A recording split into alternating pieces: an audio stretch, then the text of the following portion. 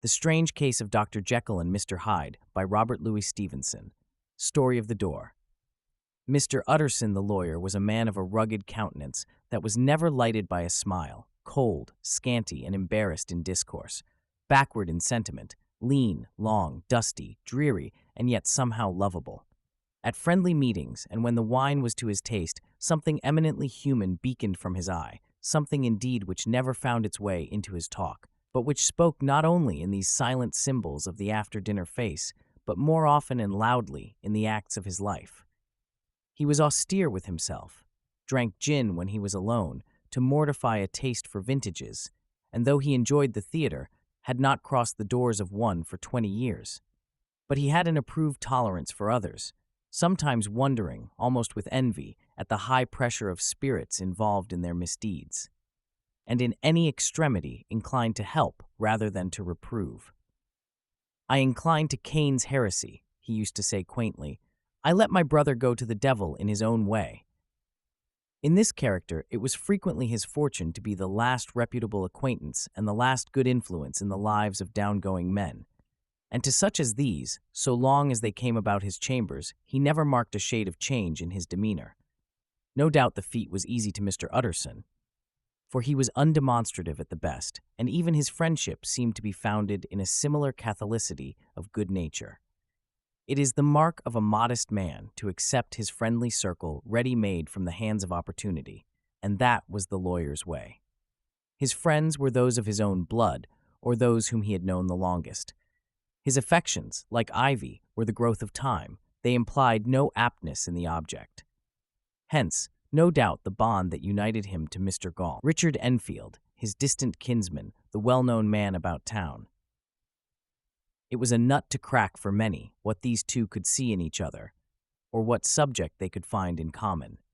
It was reported by those who encountered them in their Sunday walks that they said nothing, looked singularly dull, and would hail with obvious relief the appearance of a friend.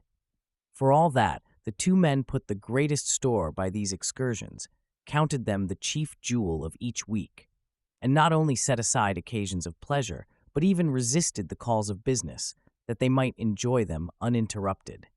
It chanced on one of these rambles that their way led them down a by-street in a busy quarter of London. The street was small and what is called quiet, but it drove a thriving trade on the weekdays. The inhabitants were all doing well, it seemed, and all emulously hoping to do better still, and laying out the surplus of their grains in coquetry, so that the shop fronts stood along that thoroughfare with an air of invitation, like rows of smiling saleswomen. Even on Sunday, when it veiled its more florid charms and lay comparatively empty of passage, the street shone out in contrast to its dingy neighborhood, like a fire in a forest, and with its freshly painted shutters, well-polished brasses, and general cleanliness and gaiety of note, instantly caught and pleased the eye of the passenger. 2 doors from one corner, on the left hand going east, the line was broken by the entry of a court, and just at that point a certain sinister block of building thrust forward its gable on the street. It was 2 stories high, showed no window, nothing but a door on the lower story, and a blind forehead of discolored wall on the upper, and bore in every feature the marks of prolonged and sordid negligence. The door, which was equipped with neither bell nor knocker, was blistered and disdained. Tramps slouched into the recess and struck matches on the panels. Children kept shop upon the steps.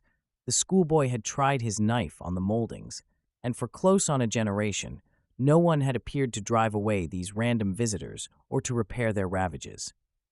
Mr. Enfield and the lawyer were on the other side of the by-street, but when they came abreast of the entry, the former lifted up his cane and pointed. "Did you ever remark that door?" he asked, and when his companion had replied in the affirmative, "It is connected in my mind," added he, "with a very odd story." "Indeed?" said Mr. Utterson, with a slight change of voice. "And what was that?" "Well, it was this way," returned Mr. Enfield. "I was coming home from some place at the end of the world, about 3 o'clock of a black winter morning, and my way lay through a part of town where there was literally nothing to be seen but lamps. Street after street, and all the folks asleep. Street after street, all lighted up as if for a procession, and all as empty as a church. till at last I got into that state of mind when a man listens and begins to long for the sight of a policeman. All at once, I saw two figures. One a little man who was stumping along eastward at a good walk, and the other a girl of maybe 8 or 10 who was running as hard as she was able down a cross street. Well, sir, the two ran into one another naturally enough at the corner, and then came the horrible part of the thing. For the man trampled calmly over the child's body and left her screaming on the ground. It sounds nothing to hear, but it was hellish to see. It wasn't like a man, it was like some damned juggernaut. I gave a few hello, took to my heels, collared my gentleman, and brought him back to where there was already quite a group about the screaming child. He was perfectly cool and made no resistance, but gave me one look, so ugly that it brought out the sweat on me like running. The people who had turned out were the girl's own family, and pretty soon the doctor, for whom she had been sent, put in his appearance. Well, the child was not much the worse, more frightened, according to the sawbones, and there you might have supposed would be an end to it. But there was one curious circumstance. I had taken a loathing to my gentleman at first sight. So had the child's family, which was only natural. But the doctor's case was what struck me. He was the usual cut-and-dry apothecary, of no particular age and color, with a strong Edinburgh accent, and about as emotional as a bagpipe. Well, sir, he was like the rest of us. Every time he looked at my prisoner, I saw that Sawbones turned sick and white with the desire to kill him. I knew what was in his mind, just as he knew what was in mine, and killing being out of the question, we did the next best. We told the man we could and would make such a scandal out of this as should make his name stink from one end of London to the other. If he had any friends or any credit, we undertook that he should lose them. And all the time, as we were pitching it in red hot, we were keeping the women off him as best we could, for they were as wild as harpies. I never saw a circle of such hateful faces, and there was the man in the middle, with a kind of black, sneering coolness. Frightened, too, I could see that, but carrying it off, sir, really like Satan. "If you choose to make capital out of this accident," said he, "I am naturally helpless. No gentleman but wishes to avoid a scene," says he. "Name your figure." Well, we screwed him up to £100 for the child's family. He would have clearly liked to stick out, but there was something about the lot of us that meant mischief. And at last he struck. The next thing was to get the money, and where do you think he carried us but to that place with the door? Whipped out a key, went in, and presently came back with the matter of £10 in gold and a check for the balance on Cutes's, drawn payable to bearer and signed with a name that I can't mention, though it's one of the points of my story. But it was a name at least very well known and often printed. The figure was stiff, but the signature was good for more than that, if it was only genuine. I took the liberty of pointing out to my gentleman that the whole business looked apocryphal, and that a man does not, in real life, walk into a cellar door at 4 in the morning and come out with another man's check for close upon £100. But he was quite easy and sneering. "Set your mind at rest," says he. "I will stay with you till the banks open and cash the check myself." So we all set off, the doctor and the child's father, and our friend and myself, and passed the rest of the night in my chambers, and next day, when we had breakfasted, went in a body to the bank. I gave in the check myself, and said I had every reason to believe it was a forgery. Not a bit of it. The check was genuine. "Tut, tut," said Mr. Utterson. "I see you feel as I do," said Mr. Enfield. "Yes, it's a bad story. For my man was a fellow that nobody could have to do with, a really damnable man, and the person that drew the check is the very pink of the proprieties, celebrated too, and what makes it worse, one of your fellows who do what they call good. Blackmail, I suppose, an honest man paying through the nose for some of the capers of his youth. Blackmail House is what I call the place, with the door, in consequence. Though even that, you know, is far from explaining all," he added, and with the words fell into a vein of musing. From this he was recalled by Mr. Utterson asking rather suddenly, "And you don't know if the drawer of the check lives there?" "A likely place, isn't it?" returned Mr. Enfield. "But I happen to have noticed his address. He lives in some square or other." "And you never asked about the place with the door?" said Mr. Utterson. No, sir. I had a delicacy, was the reply. I feel very strongly about putting questions. It partakes too much of the style of the Day of Judgment. You start a question, and it's like starting a stone. You sit quietly on the top of a hill, and away the stone goes, starting others, and presently some bland old bird, the last you would have thought of, is knocked on the head in his own back garden, and the family have to change their name. No, sir, I make it a rule of mine. The more it looks like Queer Street, the less I ask. A very good rule, too, said the lawyer.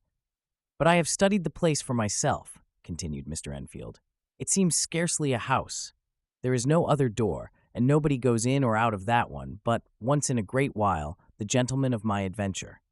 There are 3 windows looking on the court on the first floor, none below. The windows are always shut, but they're clean. And then there is a chimney which is generally smoking, so somebody must live there. And yet it's not so sure, for the buildings are so packed together about the court that it's hard to say where one ends and another begins. The pair walked on again for a while in silence, and then, "Enfield," said Mr. Utterson, "that's a good rule of yours." "Yes, I think it is," returned Enfield. "But for all that," continued the lawyer, "there's one point I want to ask. I want to ask the name of that man who walked over the child." "Well," said Mr. Enfield, "I can't see what harm it would do. It was a man of the name of Hyde." Said Mr. Utterson. "What sort of a man is he to see?" "He is not easy to describe. There is something wrong with his appearance, something displeasing, something downright detestable. I never saw a man I so disliked, and yet I scarce know why. He must be deformed somewhere. He gives a strong feeling of deformity, although I couldn't specify the point. He's an extraordinary-looking man, and yet I really can name nothing out of the way. No, sir, I can make no hand of it. I can't describe him. And it's not want of memory, for I declare I can see him this moment." Mr. Utterson again walked some way in silence, and obviously under a weight of consideration. "You are sure he used a key?" he inquired at last. "My dear sir," began Enfield, surprised out of himself. "Yes, I know," said Utterson. "I know it must seem strange. The fact is, if I do not ask you the name of the other party, it is because I know it already. You see, Richard, your tale has gone home. If you have been inexact in any point, you had better correct it." "I think you might have warned me," returned the other with a touch of sullenness. "But I have been pedantically exact, as you call it. The fellow had a key, and what's more, he has it still. I saw him use it not a week ago." Mr. Utterson sighed deeply, but said never a word, and the young man presently resumed. "Here is another lesson to say nothing," said he. "I am ashamed of my long tongue. Let us make a bargain never to refer to this again." "With all my heart," said the lawyer.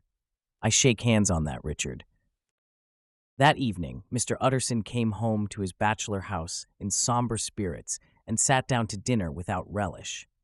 It was his custom of a Sunday, when this meal was over, to sit close by the fire, a volume of some dry divinity on his reading desk, until the clock of the neighboring church rang out the hour of 12, when he would go soberly and gratefully to bed.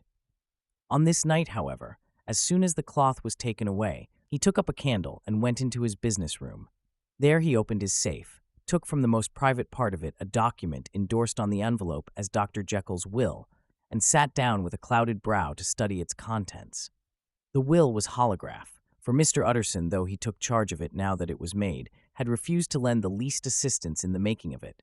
It provided not only that, in case of the decease of Henry Jekyll, M.D. D.C.L., LL.D., F.R.S., etc., all his possessions were to pass into the hands of his friend and benefactor, Edward Hyde, but that in case of Dr. Jekyll's disappearance or unexplained absence for any period exceeding 3 calendar months, the said Edward Hyde should step into the said Henry Jekyll's shoes without further delay, and free from any burthen or obligation beyond the payment of a few small sums to the members of the doctor's household.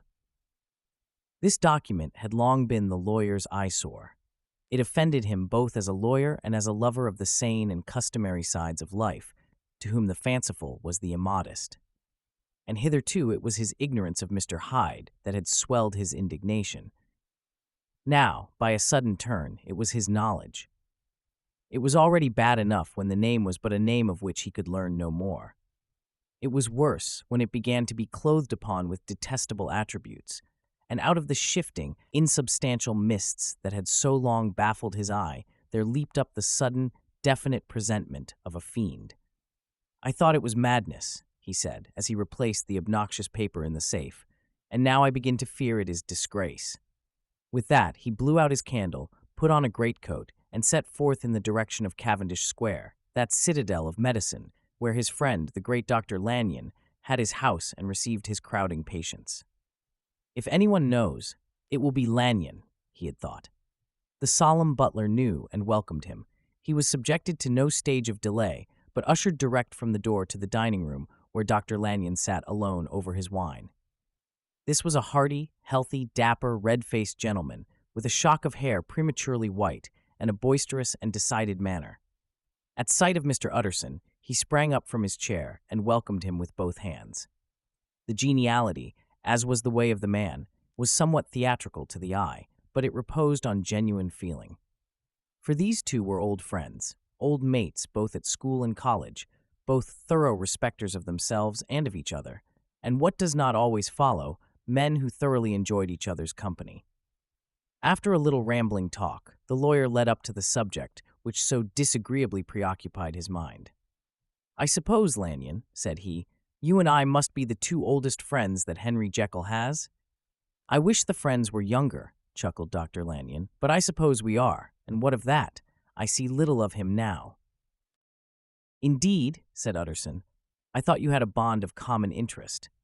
"We had," was the reply. "But it is more than 10 years since Henry Jekyll became too fanciful for me. He began to go wrong in mind, and though of course I continue to take an interest in him for old sake's sake, as they say, I see and I have seen devilish little of the man. Such unscientific balderdash," added the doctor, flushing suddenly purple, "would have estranged Damon and Pythias." This little spirit of temper was somewhat of a relief to Mr. Utterson. "They have only differed on some point of science," he thought, and being a man of no scientific passions, except in the matter of conveyancing, he even added, "It is nothing worse than that." He gave his friend a few seconds to recover his composure, and then approached the question he had come to put. "Did you ever come across a protégé of his, one Hyde?" he asked. "Hyde?" repeated Lanyon. "No, never heard of him, since my time." That was the amount of information that the lawyer carried back with him to the great, dark bed on which he tossed to and fro until the small hours of the morning began to grow large. It was a night of little ease to his toiling mind, toiling in mere darkness and besieged by questions. 6 o'clock struck on the bells of the church that was so conveniently near to Mr. Utterson's dwelling, and still he was digging at the problem. Hitherto it had touched him on the intellectual side alone, but now his imagination also was engaged, or rather enslaved, and as he lay and tossed in the gross darkness of the night and the curtained room, Mr. Enfield's tale went by before his mind in a scroll of lighted pictures. He would be aware of the great field of lamps of a nocturnal city, then of the figure of a man walking swiftly, then of a child running from the doctor's, and then these met, and that human juggernaut trod the child down and passed on regardless of her screams. Or else he would see a room in a rich house where his friend lay asleep, dreaming and smiling at his dreams, and then the door of that room would be opened, the curtains of the bed plucked apart, the sleeper recalled, and lo, there would stand by his side a figure to whom power was given, and even at that dead hour he must rise and do its bidding. The figure in these two phases haunted the lawyer all night, and if at any time he dozed over, it was but to see it glide more stealthily through sleeping houses, or move the more swiftly and still the more swiftly, even to dizziness, through wider labyrinths of lamp-lighted city, and at every street corner crush a child and leave her screaming. And still the figure had no face by which he might know it. Even in his dreams it had no face, or one that baffled him and melted before his eyes. And thus it was that there sprang up and grew apace in the lawyer's mind a singularly strong, almost an inordinate curiosity to behold the features of the real Mr. Hyde. If he could but once set eyes on him, he thought the mystery would lighten and perhaps roll altogether away, as was the habit of mysterious things when well examined. He might see a reason for his friend's strange preference or bondage, call it which you please, and even for the startling clause of the will. At least it would be a face worth seeing, the face of a man who was without bowels of mercy, a face which had but to show itself to raise up, in the mind of the unimpressionable Enfield, a spirit of enduring hatred. From that time forward, Mr. Utterson began to haunt the door in the by-street of shops. In the morning before office hours, at noon when business was plenty and time scarce, at night under the face of the fogged city moon, by all lights and at all hours of solitude or concourse, the lawyer was to be found on his chosen post. If he be Mr. Hyde, he had thought, I shall be Mr. Seek. And at last his patience was rewarded. It was a fine dry night, frost in the air, the streets as clean as a ballroom floor, the lamps unshaken by any wind, drawing a regular pattern of light and shadow. By 10 o'clock, when the shops were closed, the by-street was very solitary, and in spite of the low growl of London from all round, very silent. Small sounds carried far. Domestic sounds out of the houses were clearly audible on either side of the roadway, and the rumor of the approach of any passenger preceded him by a long time. Mr. Utterson had been some minutes at his post, when he was aware of an odd light footstep drawing near. In the course of his nightly patrols, he had long grown accustomed to the quaint effect with which the footfalls of a single person, while he is still a great way off, suddenly spring out distinct from the vast hum and clatter of the city. Yet his attention had never before been so sharply and decisively arrested, and it was with a strong, superstitious prevision of success that he withdrew into the entry of the court. The steps drew swiftly nearer, and swelled out suddenly louder as they turned the end of the street. The lawyer, looking forth from the entry, could soon see what manner of man he had to deal with. He was small and very plainly dressed, and the look of him, even at that distance, went somehow strongly against the watcher's inclination. But he made straight for the door, crossing the roadway to save time, and as he came, he drew a key from his pocket like one approaching home. Mr. Utterson stepped out and touched him on the shoulder as he passed. "Mr. Hyde, I think?" Mr. Hyde shrank back with a hissing intake of the breath, but his fear was only momentary, and though he did not look the lawyer in the face, he answered coolly enough, "That is my name. What do you want?" "I see you are going in," returned the lawyer. "I am an old friend of Dr. Vrau, Jekyll's, Mr. Utterson of Gaunt Street. You must have heard of my name, and meeting you so conveniently, I thought you might admit me." "You will not find Dr. Jekyll. He is from home," replied Mr. Hyde, blowing in the key. And then suddenly, but still without looking up, "How did you know me?" he asked. "On your side," said Mr. Utterson. "Will you do me a favor?" "With pleasure," replied the other. "What shall it be?" "Will you let me see your face?" asked the lawyer.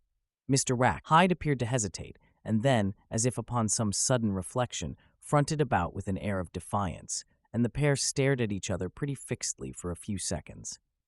"Now I shall know you again," said Mr. Utterson. "It may be useful." "Yes," returned Mr. Hyde, "it is as well we have met, and apropos, you should have my address." And he gave a number of a street in Soho. Good God, thought Mr. Utterson, can he too have been thinking of the will? But he kept his feelings to himself and only grunted in acknowledgement of the address. "And now," said the other, "how did you know me?" "By description," was the reply. "Whose description?" "We have common friends," said Mr. Utterson. "Common friends," echoed Mr. Hyde a little hoarsely. "Who are they?" "Jekyll, for instance," said the lawyer. "He never told you," cried Mr. Hyde with a flush of anger. "I did not think you would have lied." "Come," said Mr. Utterson, "that is not fitting language." The other snarled aloud into a savage laugh, and the next moment, with extraordinary quickness, he had unlocked the door and disappeared into the house. The lawyer stood a while when Mr. Hyde had left him, the picture of disquietude. Then he began slowly to mount the street, pausing every step or two and putting his hand to his brow like a man in mental perplexity. The problem he was thus debating as he walked was one of a class that is rarely solved. Mr. Hyde was pale and dwarfish. He gave an impression of deformity without any nameable malformation. He had a displeasing smile. He had borne himself to the lawyer with a sort of murderous mixture of timidity and boldness, and he spoke with a husky, whispering, and somewhat broken voice. All these were points against him, but not all of these together could explain the hitherto unknown disgust, loathing, and fear with which Mr. Utterson regarded him. "There must be something else," said the perplexed gentleman. "There is something more, if I could find a name for it. God bless me, the man seems hardly human. Something troglodytic, shall we say? Or can it be the old story of Dr. Fell? Or is it the mere radiance of a foul soul that thus transpires through and transfigures its clay continent? The last, I think, for oh, my poor old Harry Jekyll, if ever I read Satan's signature upon a face, it is on that of your new friend." Round the corner from the by-street, there was a square of ancient, handsome houses, now for the most part decayed from their high estate and let in flats and chambers to all sorts and conditions of men, map engravers, architects, shady lawyers, and the agents of obscure enterprises.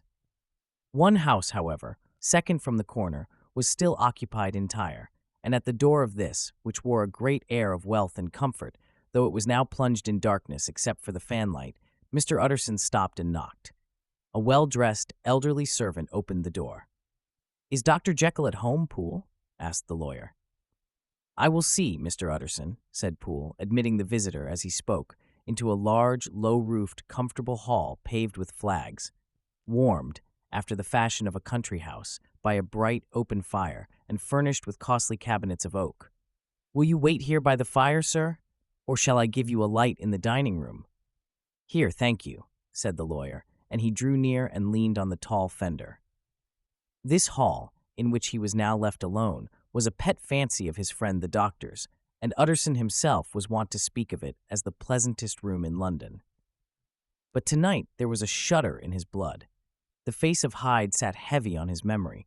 He felt, what was rare with him, a nausea and distaste of life, and in the gloom of his spirits he seemed to read a menace in the flickering of the firelight on the polished cabinets and the uneasy starting of the shadow on the roof. He was ashamed of his relief when Poole presently returned to announce that Dr. Jekyll was gone out. "I saw Mr. Hyde go in by the old dissecting room, Poole," he said. "Is that right, when Dr. Jekyll is from home?" "Quite right, Mr. Utterson, sir," replied the servant. "Mr. Hyde has a key." "Your master seems to repose a great deal of trust in that young man, Poole," resumed the other musingly. "Yes, sir, he does indeed," said Poole. "We have all orders to obey him." "I do not think I ever met Mr. Hyde?" asked Utterson. "Oh dear no, sir. He never dines here," replied the butler. "Indeed, we see very little of him on this side of the house. He mostly comes and goes by the laboratory. Well, good night, Poole. Good night, Mr. Utterson." And the lawyer set out homeward with a very heavy heart. "Poor Harry Jekyll," he thought. "My mind misgives me he is in deep waters. He was wild when he was young, a long while ago to be sure, but in the law of God there is no statute of limitations. It must be that, the ghost of some old sin, the cancer of some concealed disgrace, punishment coming, pay to Clotho, years after memory has forgotten and self-love condoned the fault." And the lawyer, scared by the thought, brooded a while on his own past, groping in all the corners of memory, lest by chance some jack-in-the-box of an old iniquity should leap to light there. His past was fairly blameless. Few men could read the rolls of their life with less apprehension. Yet he was humbled to the dust by the many ill things he had done, and raised up again into a sober and fearful gratitude by the many he had come so near to doing, yet avoided. And then by a return on his former subject, he conceived a spark of hope. This Master Hyde, if he were studied, thought he, must have secrets of his own, black secrets by the look of him, secrets compared to which poor Jekyll's worst would be like sunshine. Things cannot continue as they are. It turns me cold to think of this creature stealing like a thief to Harry's bedside. Poor Harry, what awakening! And the danger of it, for if this Hyde suspects the existence of the will, he may grow impatient to inherit. I must put my shoulders to the wheel. If Jekyll will but let me, he added, if Jekyll will only let me. For once more he saw before his mind's eye, as clear as transparency, the strange clauses of the will. A fortnight later, by excellent good fortune, the doctor gave one of his pleasant dinners to some 5 or 6 old cronies, all intelligent, reputable men, and all judges of good wine, and Mr. Utterson so contrived that he remained behind after the others had departed. This was no new arrangement, but a thing that had befallen many scores of times. Where Utterson was liked, he was liked well.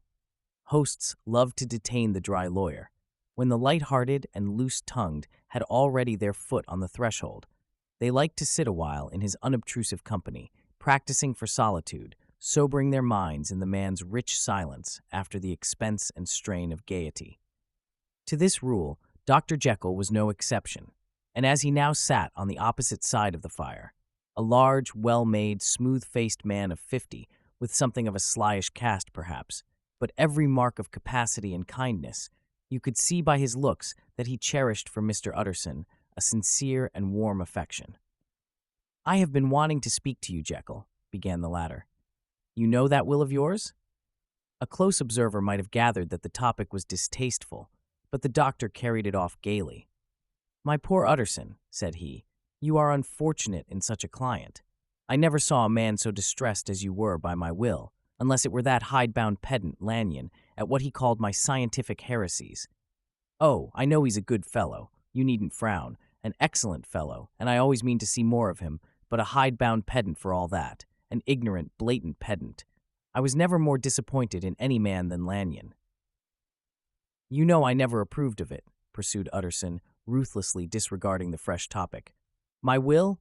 Yes, certainly I know that," said the doctor, a trifle sharply. "You have told me so." "Well, I tell you so again," continued the lawyer. "I have been learning something of young Hyde." The large, handsome face of Dr. Jekyll grew pale to the very lips, and there came a blackness about his eyes. "I do not care to hear more," said he. "This is a matter I thought we had agreed to drop." "What I heard was abominable," said Utterson. "It can make no change." "You do not understand my position," returned the doctor, with a certain incoherency of manner. "I am painfully situated, Utterson. My position is a very strange one. It is one of those affairs that cannot be mended by talking." "Jekyll," said Utterson, "you know me. I am a man to be trusted. Make a clean breast of this in confidence, and I make no doubt I can get you out of it." "My good Utterson," said the doctor, "this is very good of you. This is downright good of you, and I cannot find words to thank you in. I believe you fully. I would trust you before any man alive, before myself, if I could make the choice. But indeed it isn't what you fancy. It is not as bad as that. And just to put your good heart at rest, I will tell you one thing. The moment I choose, I can be rid of Mr. Hyde. I give you my hand upon that, and I thank you again and again. And I will just add one little word, Utterson, that I'm sure you'll take in good part. This is a private matter, and I beg of you to let it sleep." Utterson reflected a little, looking in the fire. "I have no doubt you are perfectly right," he said at last, getting to his feet. "Well, but since we have touched upon this business, and for the last time I hope," continued the doctor, "there is one point I should like you to understand. I have really a very great interest in poor Hyde. I know you have seen him. He told me so, and I fear he was rude. But I do sincerely take a very great interest in that young man. And if I am taken away, Utterson, I wish you to promise me that you will bear with him and get his rights for him. I think you would, if you knew all, and it would be a weight off my mind if you would promise." "I can't pretend that I shall ever like him," said the lawyer. "I don't ask that," pleaded Jekyll, laying his hand upon the other's arm. "I only ask for justice. I only ask you to help him for my sake when I am no longer here." Utterson heaved an irrepressible sigh. "Well," said he, "I promise." Nearly a year later, in the month of October 18, London was startled by a crime of singular ferocity and rendered all the more notable by the high position of the victim. The details were few and startling. A maid-servant living alone in a house not far from the river had gone upstairs to bed about 11. Although a fog rolled over the city in the small hours, the early part of the night was cloudless, and the lane, which the maid's window overlooked, was brilliantly lit by the full moon. It seems she was romantically given, for she sat down upon her box, which stood immediately under the window, and fell into a dream of musing. "Never," she used to say with streaming tears when she narrated that experience, never had she felt more at peace with all men, or thought more kindly of the world. And as she so sat, she became aware of an age-beautiful gentleman with white hair drawing near along the lane, and advancing to meet him, another and very small gentleman, to whom at first she paid less attention. When they had come within speech, which was just under the maid's eyes, the older man bowed and accosted the other with a very pretty manner of politeness. It did not seem as if the subject of his address were of great importance. Indeed, from his pointing, it sometimes appeared as if he were only inquiring his way. But the moon shone on his face as he spoke, and the girl was pleased to watch it. It seemed to breathe such an innocent and old-world kindness of disposition, yet with something high, too, as of a well-founded self-content. Presently her eye wandered to the other, and she was surprised to recognize in him a certain Mr. Hyde, who had once visited her master, and for whom she had conceived a dislike. He had in his hand a heavy cane with which he was trifling, but he answered never a word, and seemed to listen with an ill-contained impatience. And then all of a sudden he broke out in a great flame of anger, stamping with his foot, brandishing the cane, and carrying on, as the maid described it, like a madman. The old gentleman took a step back, with the air of one very much surprised and a trifle hurt, and at that Mr. Hyde broke out of all bounds and clubbed him to the earth. And next moment, with ape-like fury, he was trampling his victim underfoot and hailing down a storm of blows, under which the bones were audibly shattered and the body jumped upon the roadway. At the horror of these sights and sounds, the maid fainted. It was 2 o'clock when she came to herself and called for the police. The murderer was gone long ago, but there lay his victim in the middle of the lane, incredibly mangled. The stick with which the deed had been done, although it was of some rare and very tough and heavy wood, had broken in the middle under the stress of this insensate cruelty, and one splintered half had rolled in the neighboring gutter. The other, without doubt, had been carried away by the murderer. A purse and gold watch were found upon the victim, but no cards or papers except a sealed and stamped envelope, which he had been probably carrying to the post, and which bore the name and address of Mr. Utterson. This was brought to the lawyer the next morning before he was out of bed, and he had no sooner seen it and been told the circumstances than he shot out a solemn lip. "I shall say nothing till I have seen the body," said he. "This may be very serious. Have the kindness to wait while I dress." And with the same grave countenance, he hurried through his breakfast and drove to the police station, whither the body had been carried. As soon as he came into the cell, he nodded. "Yes," said he, "I recognize him. I am sorry to say that this is Sir Danvers Carew." "Good God, sir," exclaimed the officer, "is it possible?" And the next moment his eye lighted up with professional ambition. "This will make a deal of noise," he said, "and perhaps you can help us to the man." And he briefly narrated what the maid had seen, and showed the broken stick. Mr. Utterson had already quailed at the name of Hyde, but when the stick was laid before him, he could doubt no longer. Broken and battered as it was, he recognized it for one that he had himself presented many years before to Henry Jekyll. "Is this Mr. Hyde a person of small stature?" he inquired. "Particularly small and particularly wicked-looking is what the maid calls him," said the officer. Mr. Utterson reflected, and then, raising his head, "If you will come with me in my cab," he said, "I think I can take you to his house." It was by this time about 9 in the morning, and the first fog of the season. A great chocolate-colored pall lowered over heaven, but the wind was continually charging and rooting these embattled vapors, so that as the cab crawled from street to street, Mr. Utterson beheld a marvelous number of degrees and hues of twilight, for here it would be dark like the back end of evening, and there would be a glow of a rich, lurid brown, like the light of some strange conflagration, and here, for a moment, the fog would be quite broken up, and a haggard shaft of daylight would glance in between the swirling wreaths. The dismal quarter of Soho seen under these changing glimpses, with its muddy ways and slatternly passengers, and its lamps, which had never been extinguished or had been kindled afresh to combat this mournful reinvasion of darkness, seemed, in the lawyer's eyes, like a district of some city in a nightmare. The thoughts of his mind, besides, were of the gloomiest dye, and when he glanced at the companion of his drive, he was conscious of some touch of that terror of the law and the law's officers, which may at times assail the most honest. As the cab drew up before the address indicated, the fog lifted a little and showed him a dingy street, a gin palace, a low French eating house, a shop for the retail of penny numbers and two-penny salads, many ragged children huddled in the doorways, and many women of many different nationalities passing out, key in hand, to have a morning glass. And the next moment the fog settled down again upon that part, as brown as umber, and cut him off from his blackguardly surroundings. This was the home of Henry Jekyll's favorite, of a man who was heir to £250,000 sterling. An ivory-faced and silvery-haired old woman opened the door. She had an evil face, smoothed by hypocrisy, but her manners were excellent. Yes, she said, this was Mr. Hyde's, but he was not at home. He had been in that night very late, but he had gone away again in less than an hour. There was nothing strange in that. His habits were very irregular, and he was often absent. For instance, it was nearly 2 months since she had seen him till yesterday. Very well, then, we wish to see his rooms, said the lawyer, and when the woman began to declare it was impossible, I had better tell you who this person is, he added. This is Inspector Newcomen of Scotland Yard. A flash of odious joy appeared upon the woman's face. Ah, said she, he is in trouble. What has he done?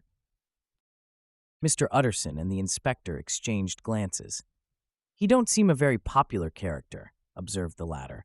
And now, my good woman, just let me and this gentleman have a look about us. In the whole extent of the house, which but for the old woman remained otherwise empty, Mr. Hyde had only used a couple of rooms, but these were furnished with luxury and good taste. A closet was filled with wine, the plate was of silver, the napery elegant, a good picture hung upon the walls, a gift, as Utterson supposed, from Henry Jekyll, who was much of a connoisseur, and the carpets were of many plies and agreeable in color. At this moment, however, the rooms bore every mark of having been recently and hurriedly ransacked. Clothes lay about the floor, with their pockets inside out. Lock-fast drawers stood open, and on the hearth there lay a pile of gray ashes, as though many papers had been burned. From these embers the inspector disinterred the butt end of a green checkbook, which had resisted the action of the fire.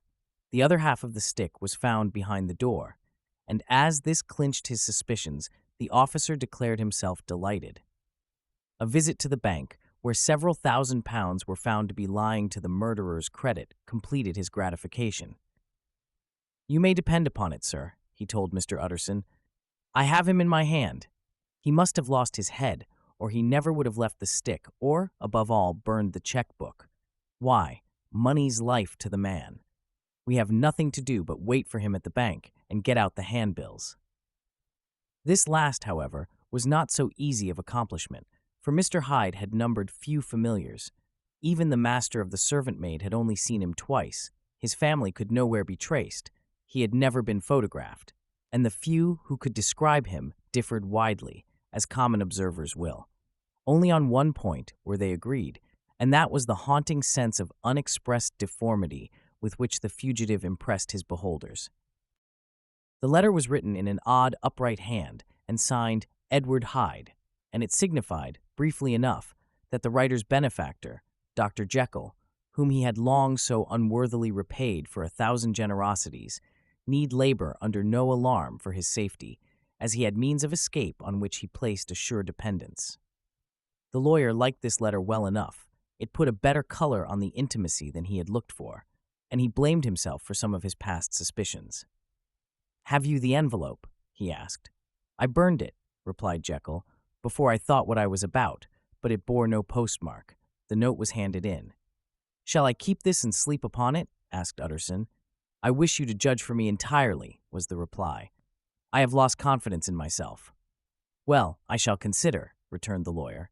"And now one word more. It was Hyde who dictated the terms in your will about that disappearance."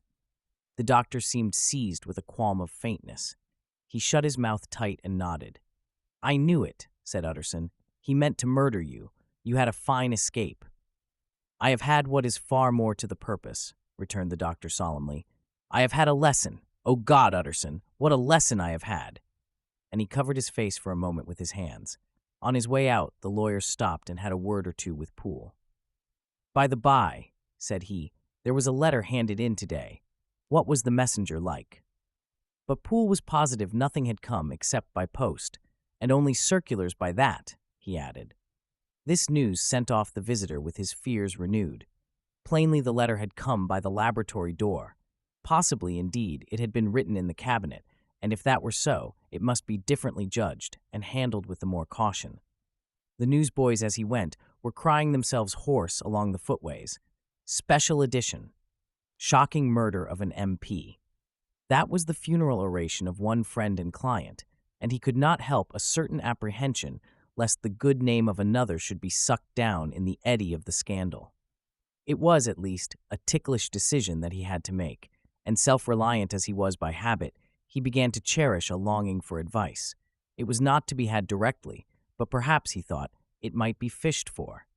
Presently after, he sat on one side of his own hearth, with Mr. Guest, his head clerk, upon the other, and midway between, at a nicely calculated distance from the fire, a bottle of a particular old wine that had long dwelt unsunned in the foundations of his house. The fog still slept on the wing above the drowned city, where the lamps glimmered like carbuncles, and through the muffle and smother of these fallen clouds, the procession of the town's life was still rolling in through the great arteries with a sound as of a mighty wind.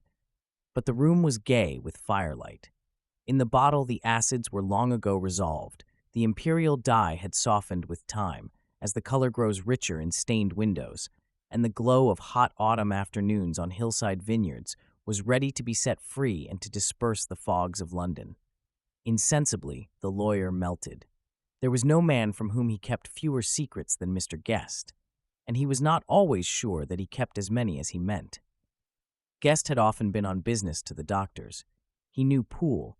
He could scarce have failed to hear of Mr. Hyde's familiarity about the house. He might draw conclusions.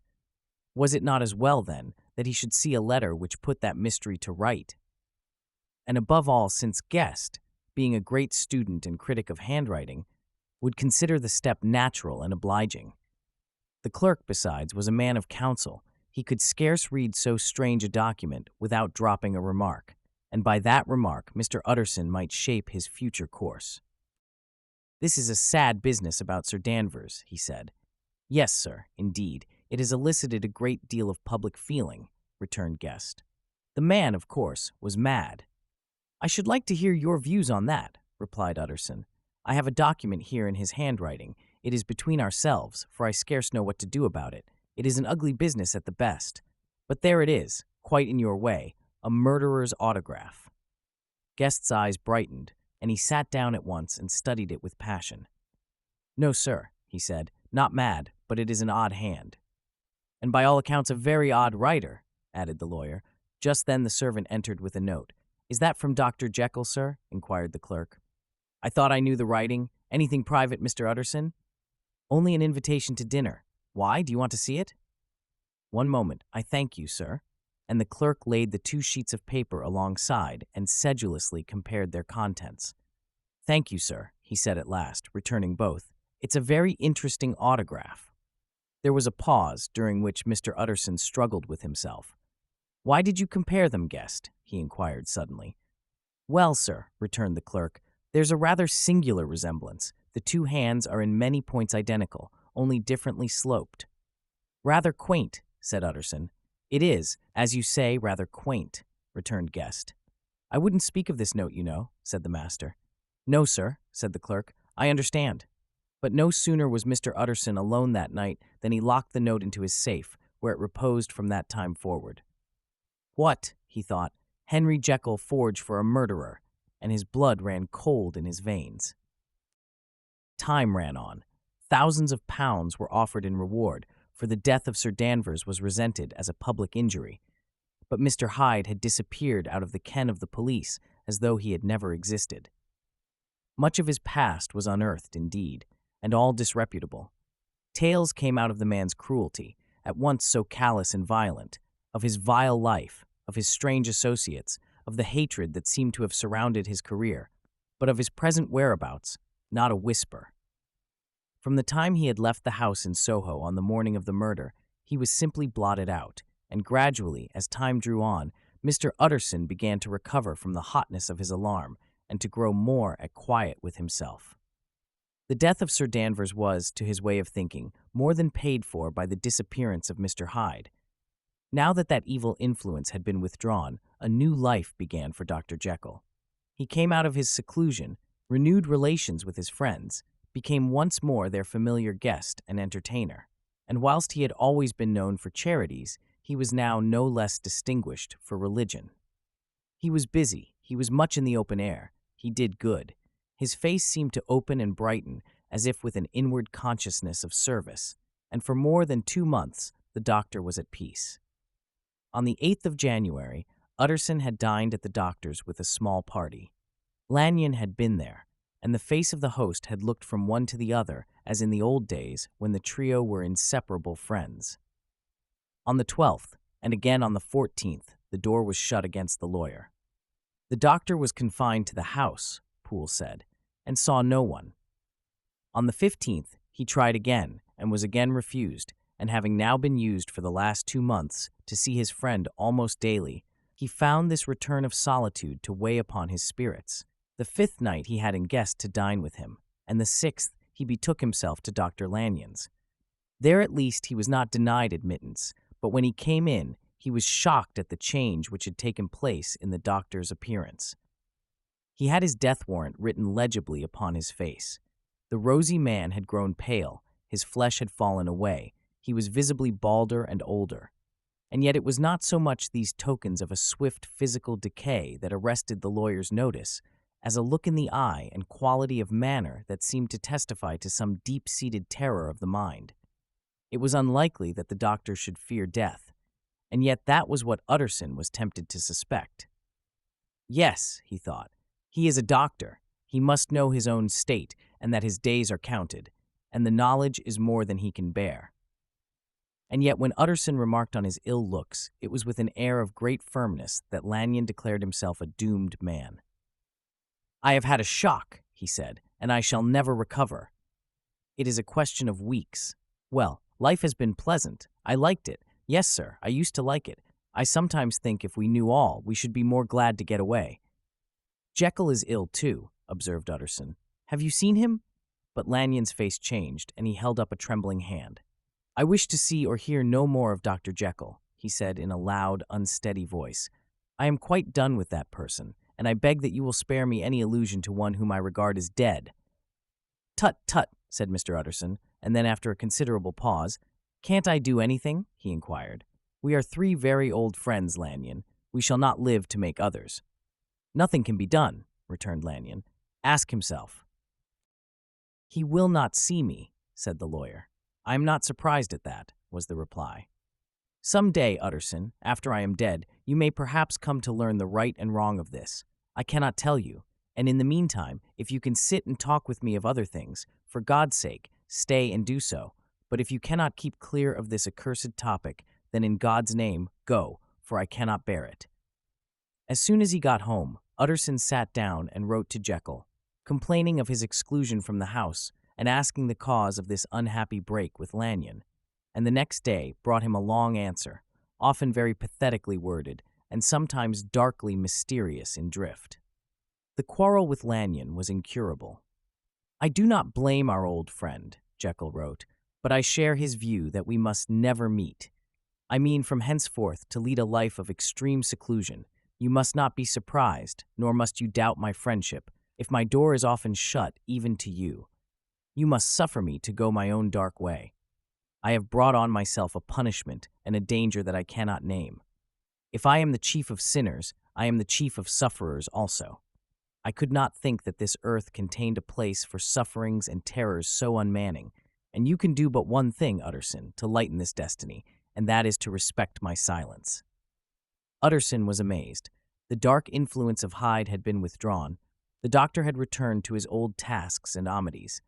A week ago, the prospect had smiled with every promise of a cheerful and an honored age, and now in a moment, friendship and peace of mind and the whole tenor of his life were wrecked. So great and unprepared a change pointed to madness, but in view of Lanyon's manner and words, there must lie for it some deeper ground. A week afterwards, Dr. Lanyon took to his bed, and in something less than a fortnight he was dead.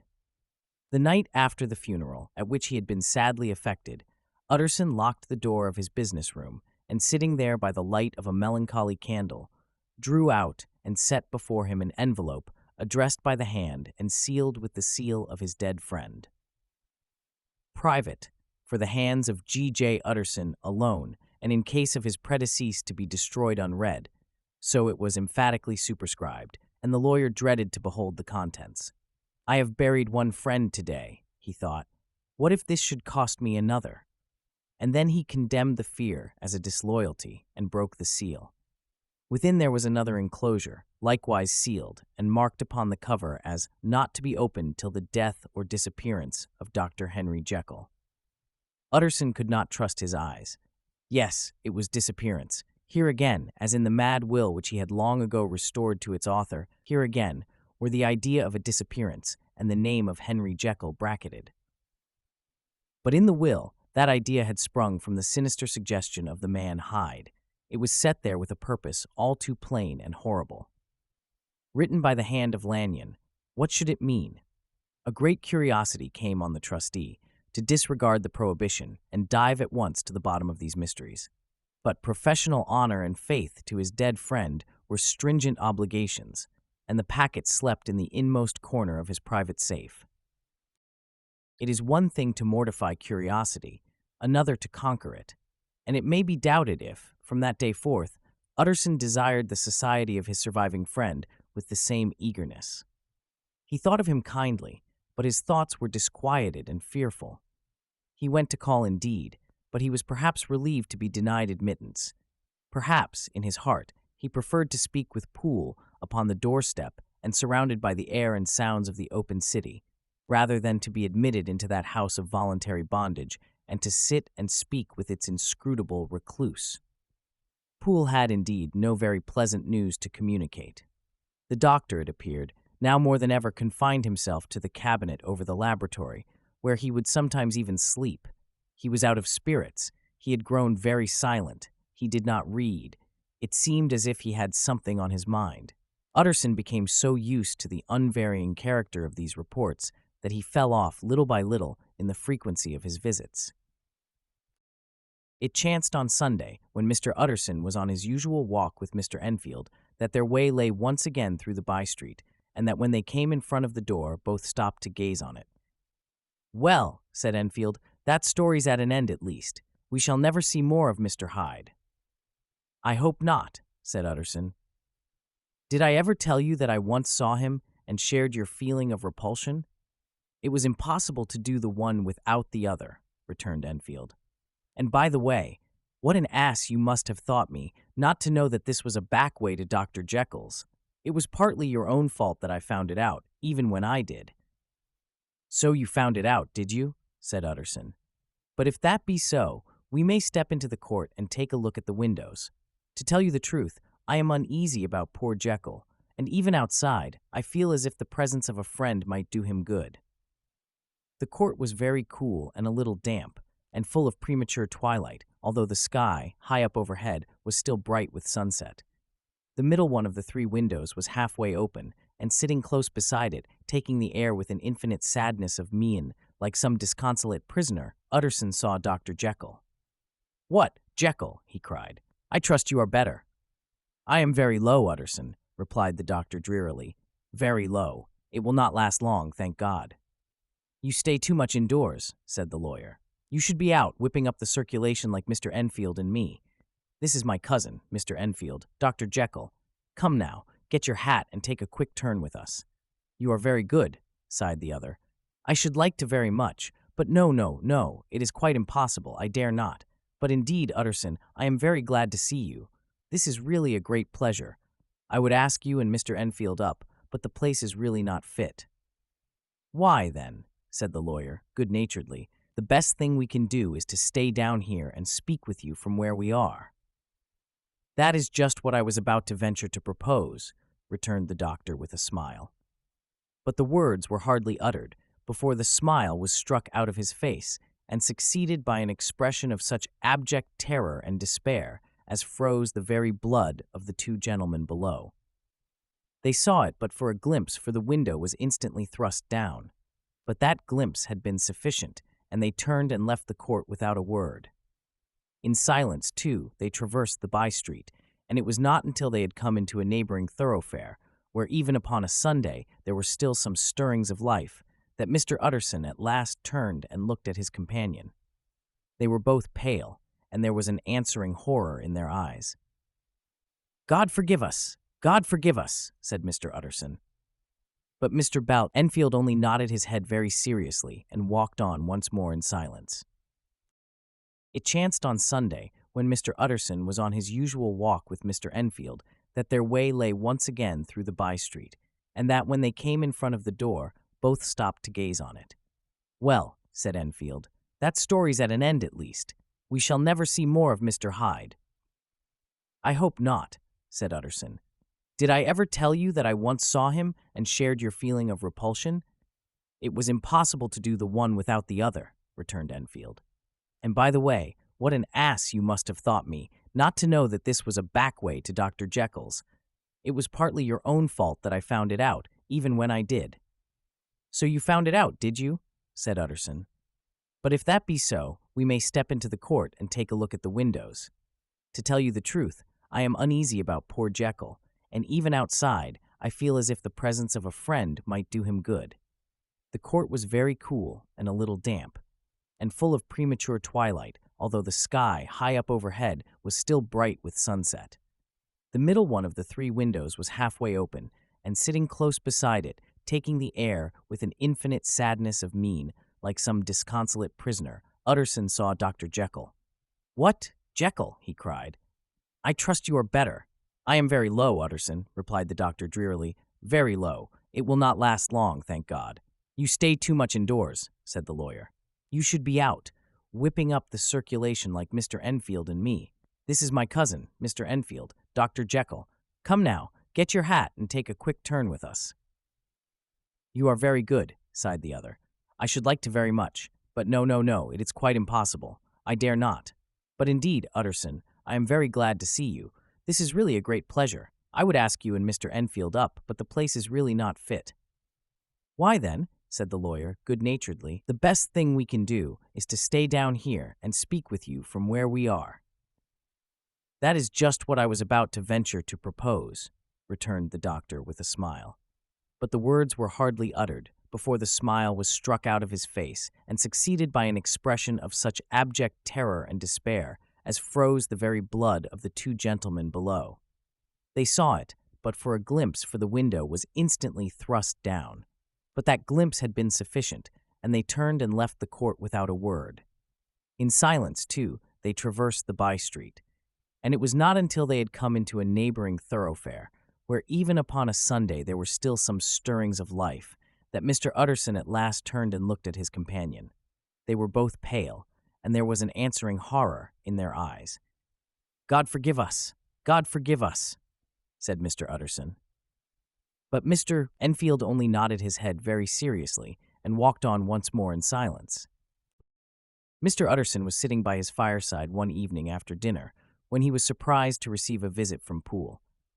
"Bless me, Poole, what brings you here?" he cried, and then, taking a second look at him, "What ails you?" he added. "Is the doctor ill?"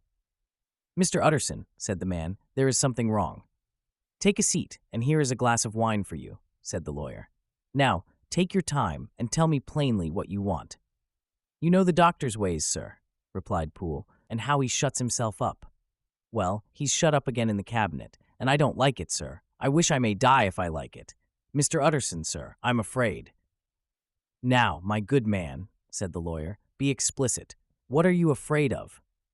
"I've been afraid for about a week," returned Poole, doggedly disregarding the question, "and I can bear it no more." The man's appearance amply bore out his words. His manner was altered for the worse, and except for the moment when he had first announced his terror, he had not once looked the lawyer in the face. Even now, he sat with the glass of wine untasted on his knee, and his eyes directed to a corner of the floor. "I can bear it no more," he repeated. "Come," said the lawyer, "I see you have some good reason, Poole. I see there is something seriously amiss. Try to tell me what it is." "I think there's been foul play," said Poole hoarsely. "Foul play," cried the lawyer, a good deal frightened and rather inclined to be irritated in consequence.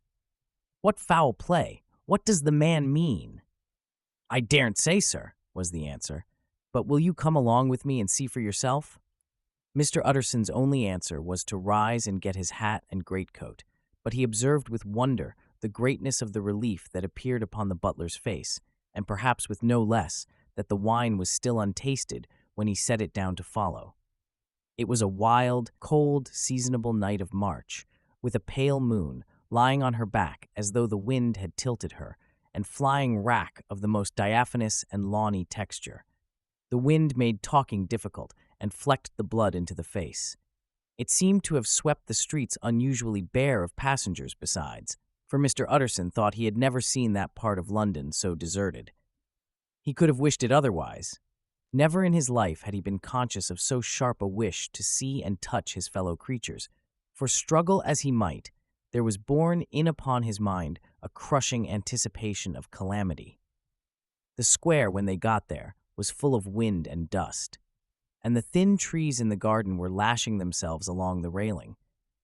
Poole, who had kept all the way a pace or two ahead, now pulled up in the middle of the pavement, and in spite of the biting weather, took off his hat and mopped his brow with a red pocket handkerchief.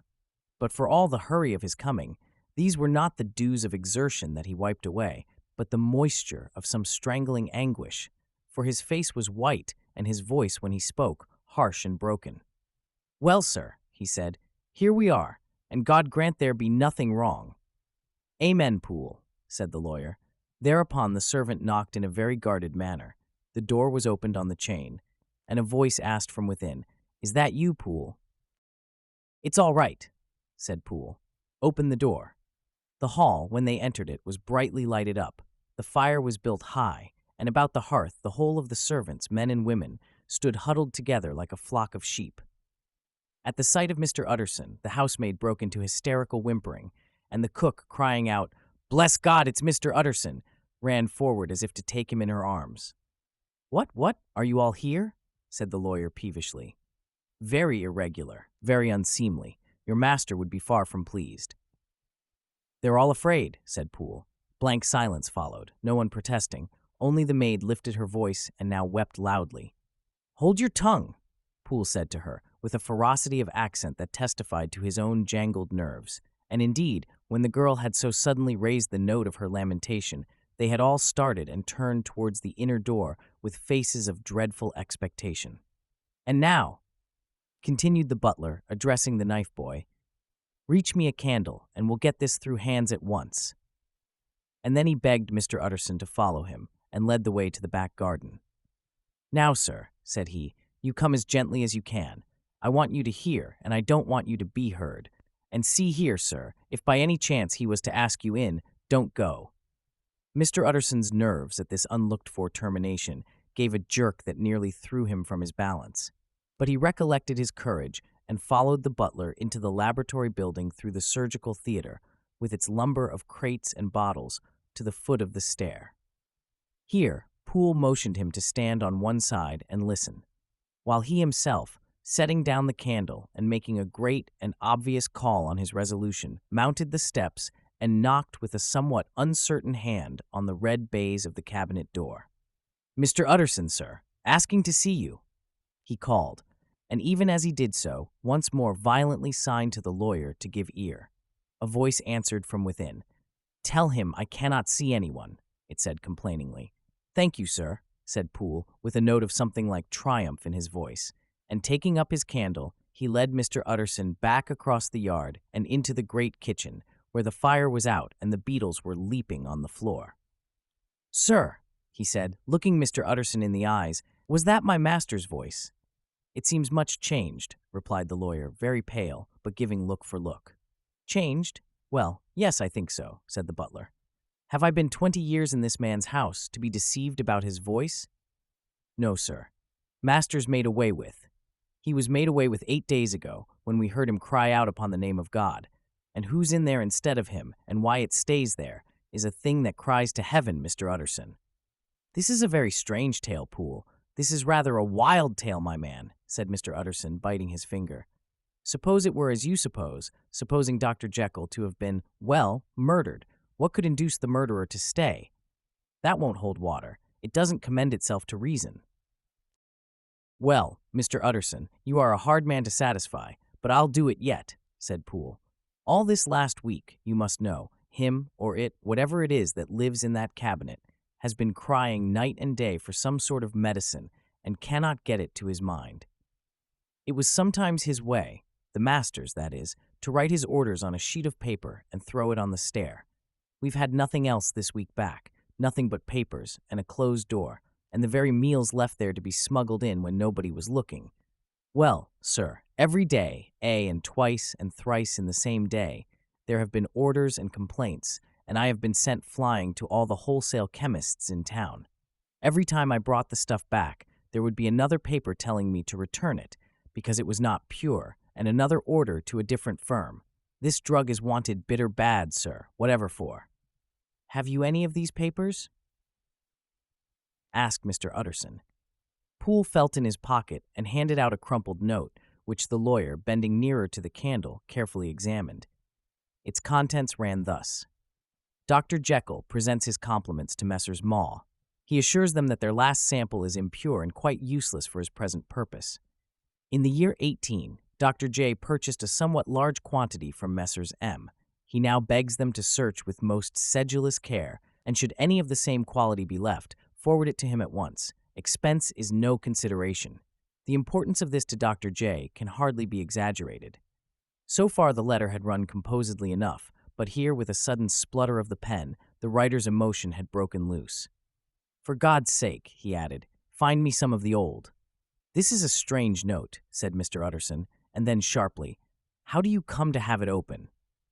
The man at Maw's was main angry, sir, and he threw it back to me like so much dirt, returned Poole. This is unquestionably the doctor's hand, do you know? Resumed the lawyer. I thought it looked like it, said the servant rather sulkily, and then, with another voice, but what matters hand of right, he said. I've seen him. Seen him, repeated Mr. Utterson. Well, that's it, said Poole. It was this way. I came suddenly into the theater from the garden.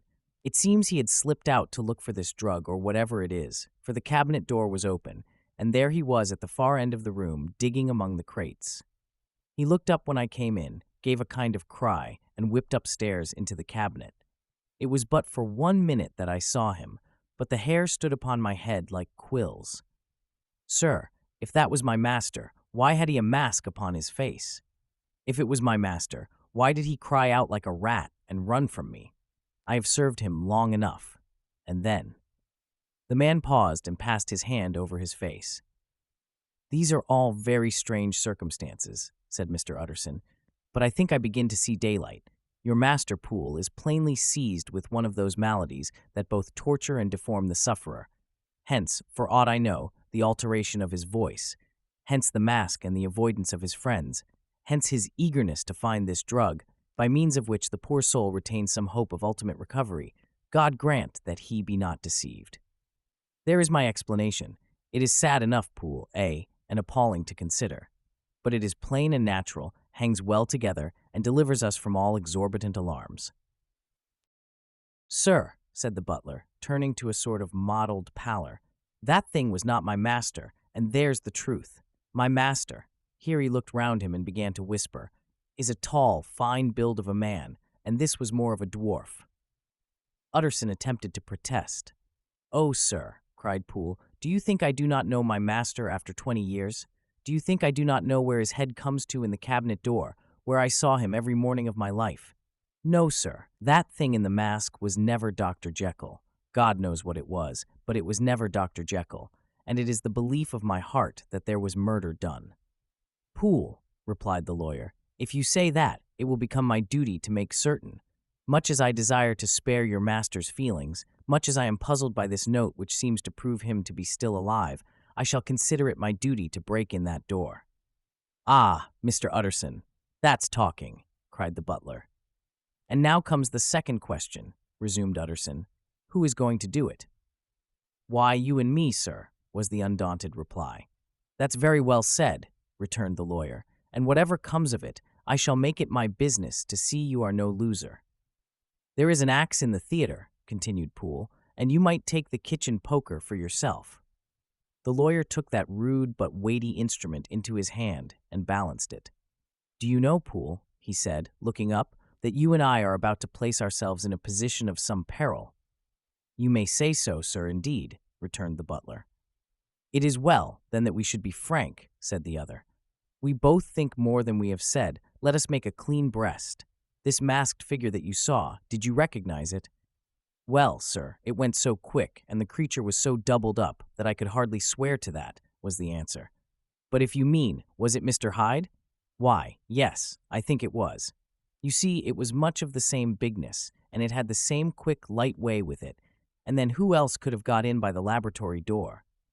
You have not forgot, sir, that at the time of the murder he had still the key with him? But that's not all. I don't know, Mr. Utterson, if you ever met this Mr. Hyde." "Yes," said the lawyer, "I once spoke with him." "Then you must know, as well as the rest of us, that there was something queer about that gentleman, something that gave a man a turn. I don't know rightly how to say it, sir, beyond this, that you felt in your marrow kind of cold and thin." "I own I felt something of what you describe," said Mr. Utterson. "Quite so, sir," returned Poole. "Well, when that masked thing like a monkey jumped from among the chemicals and whipped into the cabinet, it went down my spine like ice. Oh, I know it's not evidence, Mr. Utterson. I'm book-learned enough for that. But a man has his feelings, and I give you my Bible word it was Mr. Hyde." "Eh," said the lawyer. "My fears incline to the same point. Evil, I fear, founded, evil was sure to come of that connection. Truly, I believe you. I believe poor Harry is killed, and I believe his murderer, for what purpose, God alone can tell, is still lurking in his victim's room. Well, let our name be Vengeance. Call Bradshaw." The footman came at the summons, very white and nervous. "Pull yourself together, Bradshaw," said the lawyer. "This suspense, I know, is telling upon all of you, but it is now our intention to make an end of it. Poole, here, and I are going to force our way into the cabinet. If all is well, my shoulders are broad enough to bear the blame. Meanwhile, lest anything should really be amiss, or any malefactor seek to escape by the back, you and the boy must go round the corner with a pair of good sticks and take your post at the laboratory door. We give you 10 minutes to get to your stations." As Bradshaw left, the lawyer looked at his watch. "And now, Poole, let us get to ours," he said, and taking the poker under his arm, led the way into the yard. The scud had banked over the moon, and it was now quite dark. The wind, which only broke in puffs and draughts into that deep well of building, tossed the light of the candle to and fro about their steps until they came into the shelter of the theater, where they sat down silently to wait. London hummed solemnly all around, but nearer at hand, the stillness was only broken by the sounds of a footfall moving to and fro along the cabinet floor. "So it will walk all day, sir," whispered Poole. "And the better part of the night. Only when a new sample comes from the chemist, there's a bit of a break. It's an ill conscience that's such an enemy to rest. Sir, there's blood foully shed in every step of it. But hark again, a little closer. Put your heart in your ears, Mr. Utterson, and tell me, is that the doctor's foot?"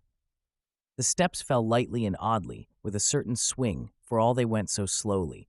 It was different indeed from the heavy creaking tread of Henry Jekyll. Utterson sighed.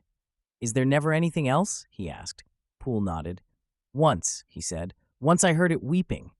"Weeping? How that?" said the lawyer, conscious of a sudden chill of horror. "Weeping like a woman or a lost soul," said the butler. "I came away with that upon my heart, that I could have wept too." But now the 10 minutes drew to an end. Poole disinterred the axe from under a stack of packing straw. The candle was set upon the nearest table to light them to the attack, and they drew near with bated breath to where that patient foot was still going up and down in the quiet of the night. "Jekyll," cried Utterson with a loud voice, "I demand to see you." He paused a moment, but there came no reply. "I give you fair warning. Our suspicions are aroused, and I must and shall see you," he resumed, "if not by fair means, then by foul, if not of your consent, then by brute force." "Utterson," said the voice, "for God's sake, have mercy." That's not Jekyll's voice. It's Hyde's," cried Utterson. "Down with the door, Poole." Poole swung the axe over his shoulder. The blow shook the building, and the red baize door leaped against the lock and hinges. A dismal screech, as of mere animal terror, rang from the cabinet. Up went the axe again, and again the panels crashed and the frame bounded. 4 times the blow fell, but the wood was tough and the fittings were of excellent workmanship. And it was not until the 5th that the lock burst and the wreck of the door fell inwards on the carpet. The besiegers, appalled by their own riot and the stillness that had succeeded, stood back a little and peered in. There lay the cabinet before their eyes in the quiet lamplight, a good fire glowing and chattering on the hearth, the kettle singing its thin strain, a drawer or two open, papers neatly set forth on the business table, and nearer the fire, the things laid out for tea. The quietest room, you would have said, and, but for the glazed presses full of chemicals, the most commonplace that night in London. Right in the middle there lay the body of a man, sorely contorted and still twitching. They drew near on tiptoe, turned it on its back, and beheld the face of Edward Hyde. He was dressed in clothes far too large for him, clothes of the doctor's bigness. The cords of his face still moved with a semblance of life, but life was quite gone, and by the crushed phial in the hand and the strong smell of kernels that hung upon the air, Utterson knew that he was looking on the body of a self-destroyer. "We have come too late," he said sternly, "whether to save or punish. Hyde is gone to his account, and it only remains for us to find the body of your master." The far greater proportion of the building was occupied by the theater, which filled almost the whole ground story and was lighted from above, and by the cabinet, which formed an upper story at one end and looked upon the court. A corridor joined the theater to the door on the by-street, and with this the cabinet communicated separately by a second flight of stairs. There were besides a few dark closets and a spacious cellar. All these they now thoroughly examined. Each closet needed but a glance, for all were empty, and all, by the dust that fell from their doors, had stood long unopened. The cellar, indeed, was filled with crazy lumber, mostly dating from the times of the surgeon who was Jekyll's predecessor.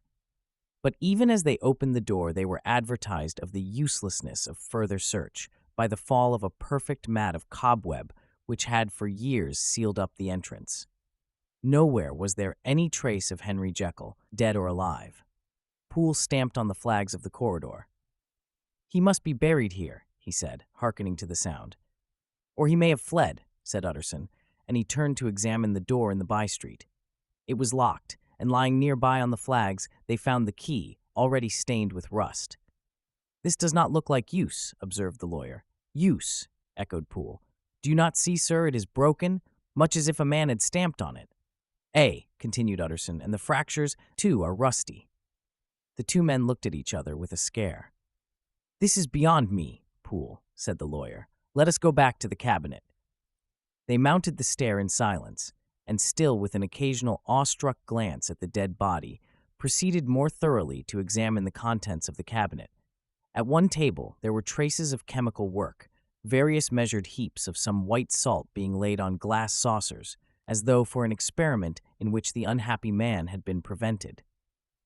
"That is the same drug that I was always bringing him," said Poole, and even as he spoke, the kettle with a startling noise boiled over. This brought them to the fireside, where the easy chair was drawn cosily up, and the tea-things stood ready to the sitter's elbow, the very sugar in the cup. There were several books on a shelf. One lay beside the tea-things open, and Utterson was amazed to find it a copy of a pious work, for which Jekyll had several times expressed a great esteem, annotated, in his own hand, with startling blasphemies. Next, in the course of their review of the chamber, the searchers came to the cheval glass, into whose depths they looked with an involuntary horror. But it was so turned as to show them nothing but the rosy glow playing on the roof, the fire sparkling in 100 repetitions along the glazed front of the presses, and their own pale and fearful countenances stooping to look in. "This glass has seen some strange things, sir," whispered Poole.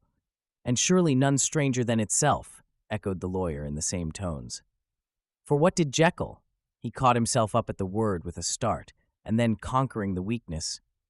"What could Jekyll want with it?" he said. "You may say that," said Poole. Next, they turned to the business table. On the desk, among the neat array of papers, a large envelope was uppermost, and bore, in the doctor's hand, the name of Mr. Utterson. The lawyer unsealed it, and several enclosures fell to the floor. The first was a will, drawn in the same eccentric terms as the one which he had returned 6 months before, to serve as a testament in case of death and as a deed of gift in case of disappearance. But in place of the name of Edward Hyde, the lawyer, with indescribable amazement, read the name of Gabriel John Utterson. He looked at Poole, and then back at the paper, and last of all at the dead malefactor stretched upon the carpet. "My head goes round," he said. "He has been all these days in possession. He had no cause to like me. He must have raged to see himself displaced, and he has not destroyed this document." He caught up the next paper. It was a brief note in the doctor's hand and dated at the top. "Oh, Poole," the lawyer cried, "he was alive and here this day. He cannot have been disposed of in so short a space. He must be still alive. He must have fled. And then, why fled? And how? And in that case, can we venture to declare this suicide? Oh, we must be careful. I foresee that we may yet involve your master in some dire catastrophe." "Why don't you read it, sir?" asked Poole. "Because I fear," replied the lawyer solemnly. "God grant I have no cause for it." And with that, he brought the paper to his eyes and read as follows. "My dear Utterson, when this shall fall into your hands, I shall have disappeared. Under what circumstances I have not the penetration to foresee, but my instinct and all the circumstances of my nameless situation tell me that the end is sure and must be early. Go then, and first read the narrative which Lanyon warned me he was to place in your hands, and if you care to hear more, turn to the confession of your unworthy and unhappy friend, Henry Jekyll." "There was a third enclosure?" asked Utterson. "Here, sir," said Poole, and gave into his hands a considerable packet sealed in several places. The lawyer put it in his pocket. "I would say nothing of this paper. If your master has fled or is dead, we may at least save his credit. It is now 10.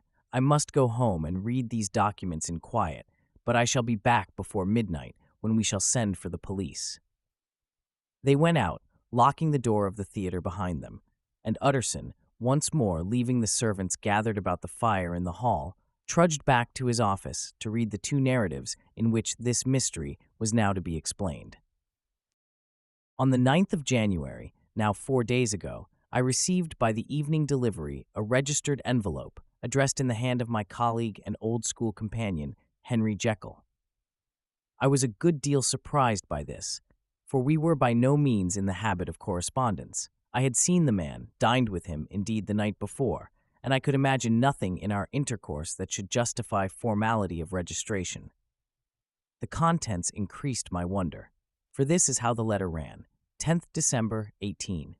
Dear Lanyon, you are one of my oldest friends, and although we may have differed at times on scientific questions, I cannot remember, at least on my side, any break in our affection.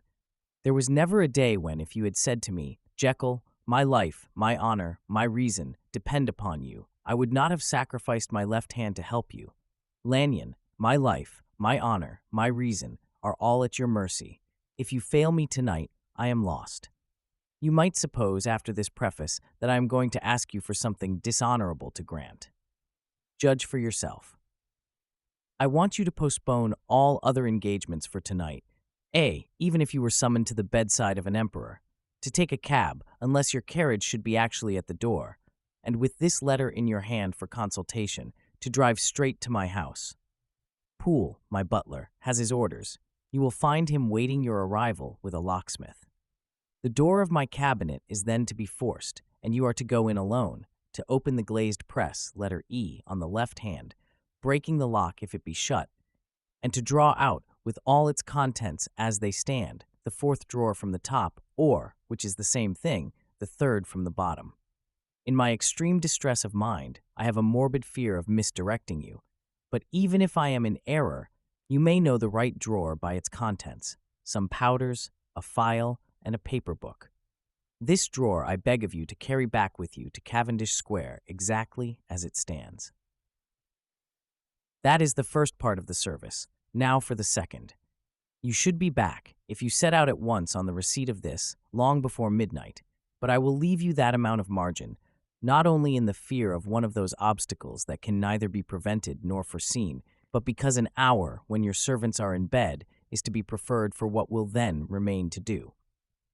At midnight, then, I have to ask you to be alone in your consulting room, to admit with your own hand into the house a man who will present himself in my name, and to place in his hands the drawer that you will have brought with you from my cabinet. Then you will have played your part and earned my gratitude completely. 5 minutes afterwards, if you insist upon an explanation, you will have understood that these arrangements are of capital importance, and that by the neglect of one of them, fantastic as they must appear, you might have charged your conscience with my death or the shipwreck of my reason. Confident as I am that you will not trifle with this appeal, my heart sinks and my hand trembles at the bare thought of such a possibility.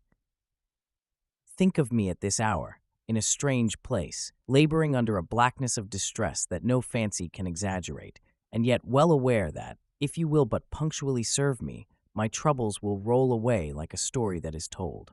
Serve me, my dear Lanyon, and save your friend, HJPS. I had already sealed this up when a fresh terror struck upon my soul. It is possible that the post office may fail me, and this letter not come into your hands until tomorrow morning. In that case, dear Lanyon, do my errand when it shall be most convenient for you in the course of the day, and once more expect my messenger at midnight. It may then already be too late, and if that night passes without event, you will know that you have seen the last of Henry Jekyll. Upon the reading of this letter, I made sure my colleague was insane, but till that was proved beyond the possibility of doubt, I felt bound to do as he requested. The less I understood of this farrago, the less I was in a position to judge of its importance, and an appeal so worded could not be set aside without a grave responsibility. I rose accordingly from table, got into a hansom, and drove straight to Jekyll's house. The butler was awaiting my arrival. He had received by the same post as mine a registered letter of instruction and had sent at once for a locksmith and a carpenter. The tradesmen came while we were yet speaking, and we moved in a body to old Dr. Denman's surgical theater, from which, as you are doubtless aware, Jekyll's private cabinet is most conveniently entered. The door was very strong, the lock excellent.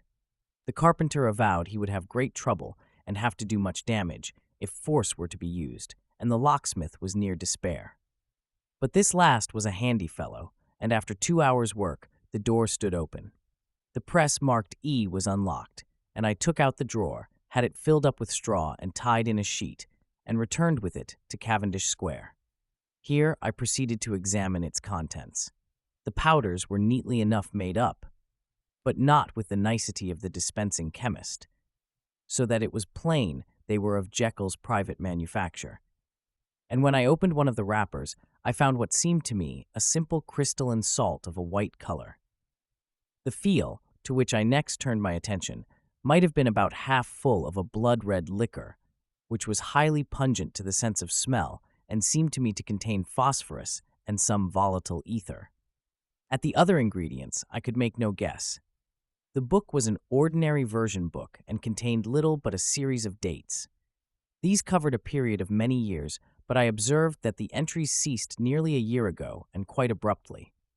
Here and there a brief remark was appended to a date, usually no more than a single word, double, occurring perhaps 6 times in a total of several hundred entries, and once very early in the list and followed by several marks of exclamation, total failure. All this, though it whetted my curiosity, told me little that was definite. Here were a phial of some salt, and the record of a series of experiments that had led, like too many of Jekyll's investigations, to no end of practical usefulness. How could the presence of these articles in my house affect either the honor, the sanity, or the life of my flighty colleague? If his messenger could go to one place, why could he not go to another? And even granting some impediment, why was this gentleman to be received by me in secret? The more I reflected, the more convinced I grew that I was dealing with a case of cerebral disease, and though I dismissed my servants to bed, I loaded an old revolver that I might be found in some posture of self-defense. 12 o'clock had scarce rung out over London, ere the knocker sounded very gently on the door. I went myself at the summons, and found a small man crouching against the pillars of the portico. "Are you come from Dr. Jekyll?" I asked. He told me yes by a constrained gesture, and when I had bidden him enter, He did not obey me without a searching backward glance into the darkness of the square. There was a policeman not far off, advancing with his bull's eye open, and at the sight I thought my visitor started and made greater haste. These particulars struck me, I confess, disagreeably, and as I followed him into the bright light of the consulting room, I kept my hand ready on my weapon. Here at last, I had a chance of clearly seeing him. I had never set eyes on him before, so much was certain. He was small, as I have said. I was struck besides with the shocking expression of his face, with his remarkable combination of great muscular activity and great apparent debility of constitution, and last but not least, with the odd, subjective disturbance caused by his neighborhood. This bore some resemblance to incipient rigor, and was accompanied by a marked sinking of the pulse. At the time, I set it down to some idiosyncratic personal distaste, and merely wondered at the acuteness of the symptoms. But I have since had reason to believe the cause to lie much deeper in the nature of man, and to turn on some nobler hinge than the principle of hatred. This person, who had thus from the first moment of his entrance struck in me what I can only describe as a disgustful curiosity, was dressed in a fashion that would have made an ordinary person laughable. His clothes, that is to say, although they were of rich and sober fabric, were enormously too large for him in every measurement.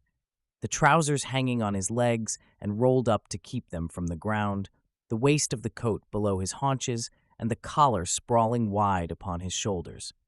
Strange to relate, this ludicrous accoutrement was far from moving me to laughter.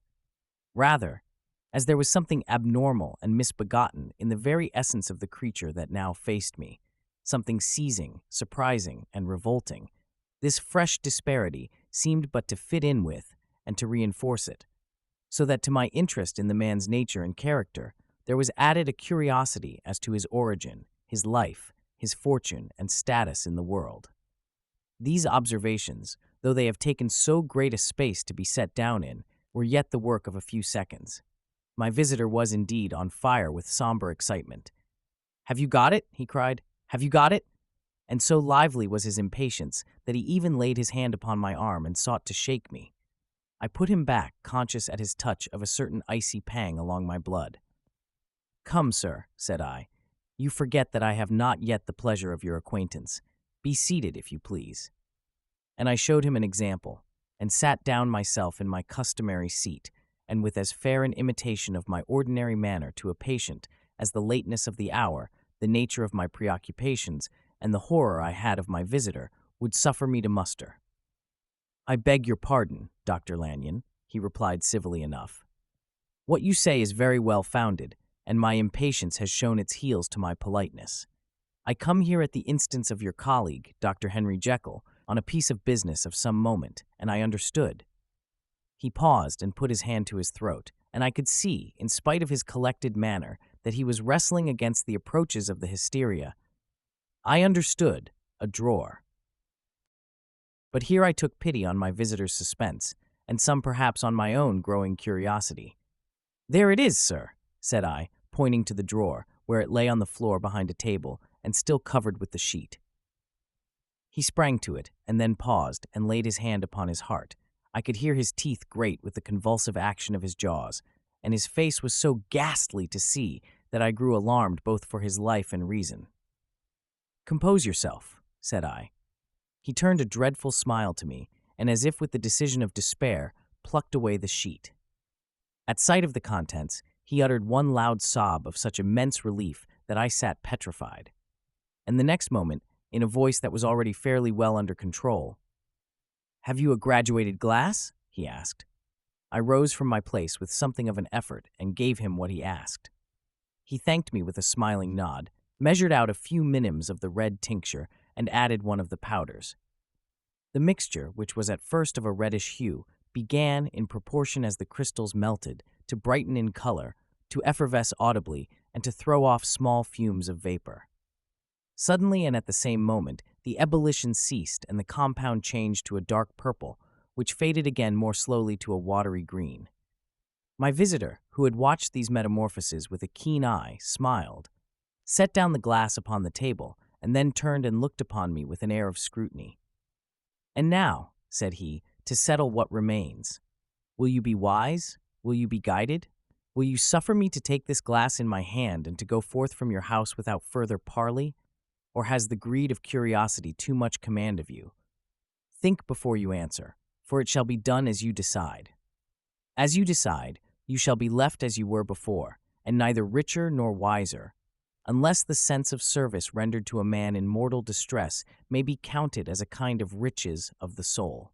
Or, if you shall so prefer to choose, a new province of knowledge and new avenues to fame and power shall be laid open to you, here in this room, upon the instant, and your sight shall be blasted by a prodigy to stagger the unbelief of Satan. Sir, said I, affecting a coolness that I was far from truly possessing, you speak enigmas, and you will perhaps not wonder that I hear you with no very strong impression of belief. But I have gone too far in the way of inexplicable services to pause before I see the end. It is well, replied my visitor. Lanyon, you remember your vows. What follows is under the seal of our profession. And now, you who have so long been bound to the most narrow and material views, you who have denied the virtue of transcendental medicine, you who have derided your superiors, behold. He put the glass to his lips and drank at one gulp. A cry followed. He reeled, staggered, clutched at the table and held on, staring with injected eyes, gasping with open mouth. And as I looked, there came, I thought, a change. He seemed to swell. His face became suddenly black, and the features seemed to melt and alter. And the next moment, I had sprung to my feet and leaped back against the wall, my arms raised to shield me from that prodigy, my mind submerged in terror. "Oh God!" I screamed, and "Oh God!" again and again, for there before my eyes, pale and shaken and half fainting, and groping before him with his hands like a man restored from death, there stood Henry Jekyll. What he told me in the next hour, I cannot bring my mind to set on paper. I saw what I saw, I heard what I heard, and my soul sickened at it. And yet now, when that sight has faded from my eyes, I ask myself if I believe it, and I cannot answer. My life is shaken to its roots. Sleep has left me. The deadliest terror sits by me at all hours of the day and night, and I feel that my days are numbered, and that I must die, and yet I shall die incredulous. As for the moral turpitude that man unveiled to me, even with tears of penitence, I cannot, even in memory, dwell on it without a start of horror. I will say but one thing, Utterson, and that, if you can bring your mind to credit it, will be more than enough. The creature who crept into my house that night was, on Jekyll's own confession, known by the name of Hyde and hunted for in every corner of the land as the murderer of Carew, Hasty Lanyon.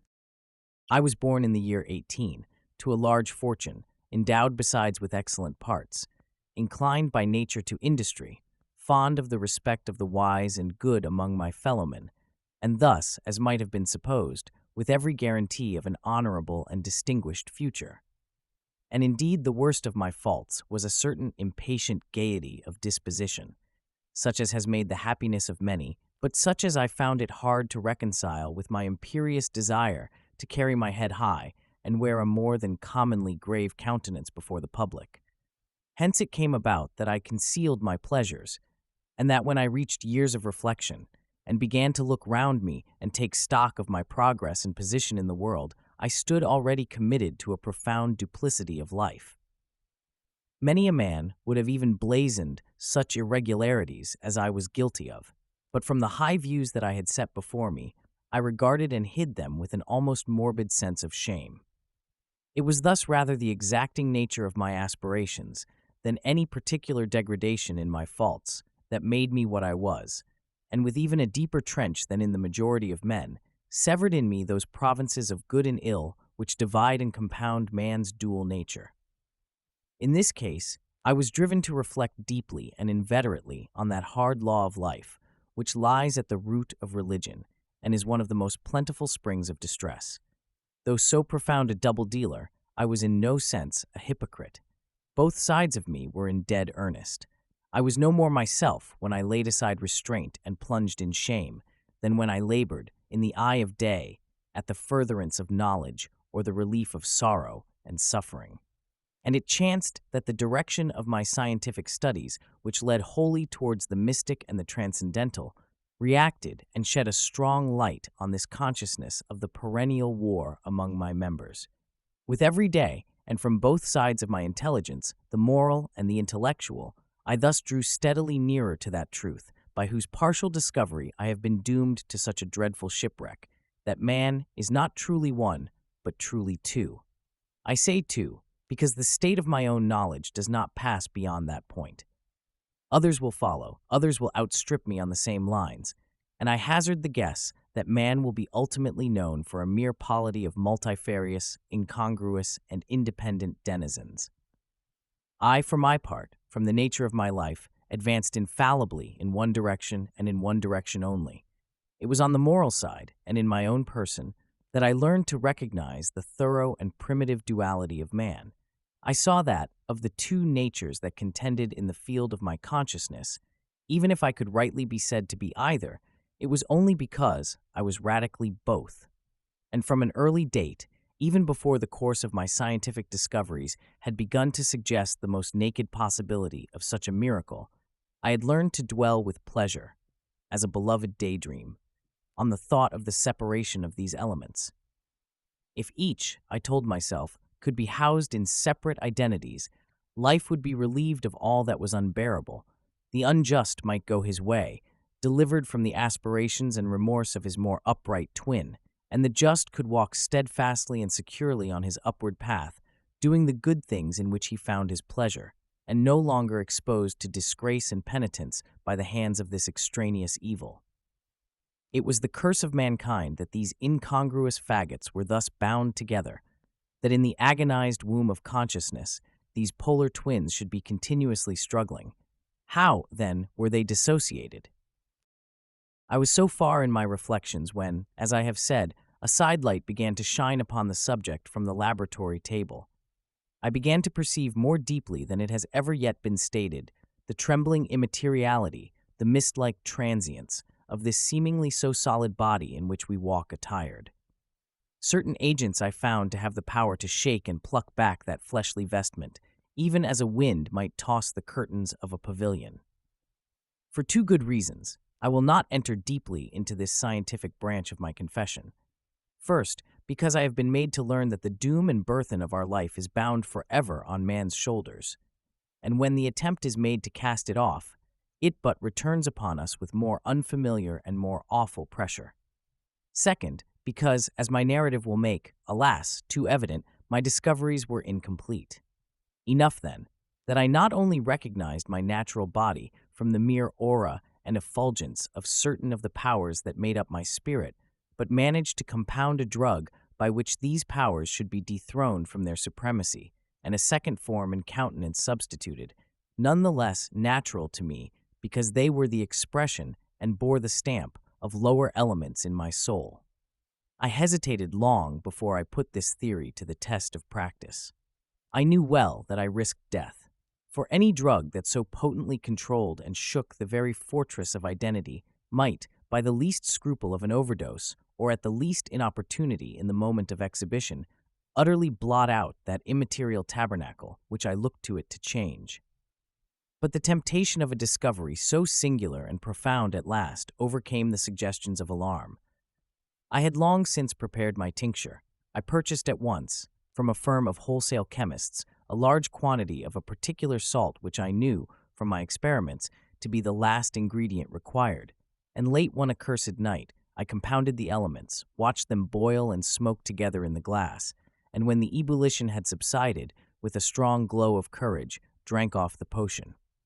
The most racking pangs succeeded, a grinding in the bones, deadly nausea, and a horror of the spirit that cannot be exceeded at the hour of birth or death. Then these agonies began swiftly to subside, and I came to myself as if out of a great sickness. There was something strange in my sensations, something indescribably new, and from its very novelty, incredibly sweet. I felt younger, lighter, happier in body. Within I was conscious of a heady recklessness, a current of disordered sensual images running like a mill race in my fancy, a solution of the bonds of obligation, an unknown but not an innocent freedom of the soul.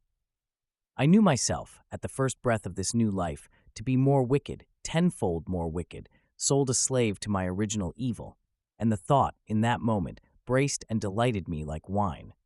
I stretched out my hands, exulting in the freshness of these sensations, and in the act I was suddenly aware that I had lost in stature.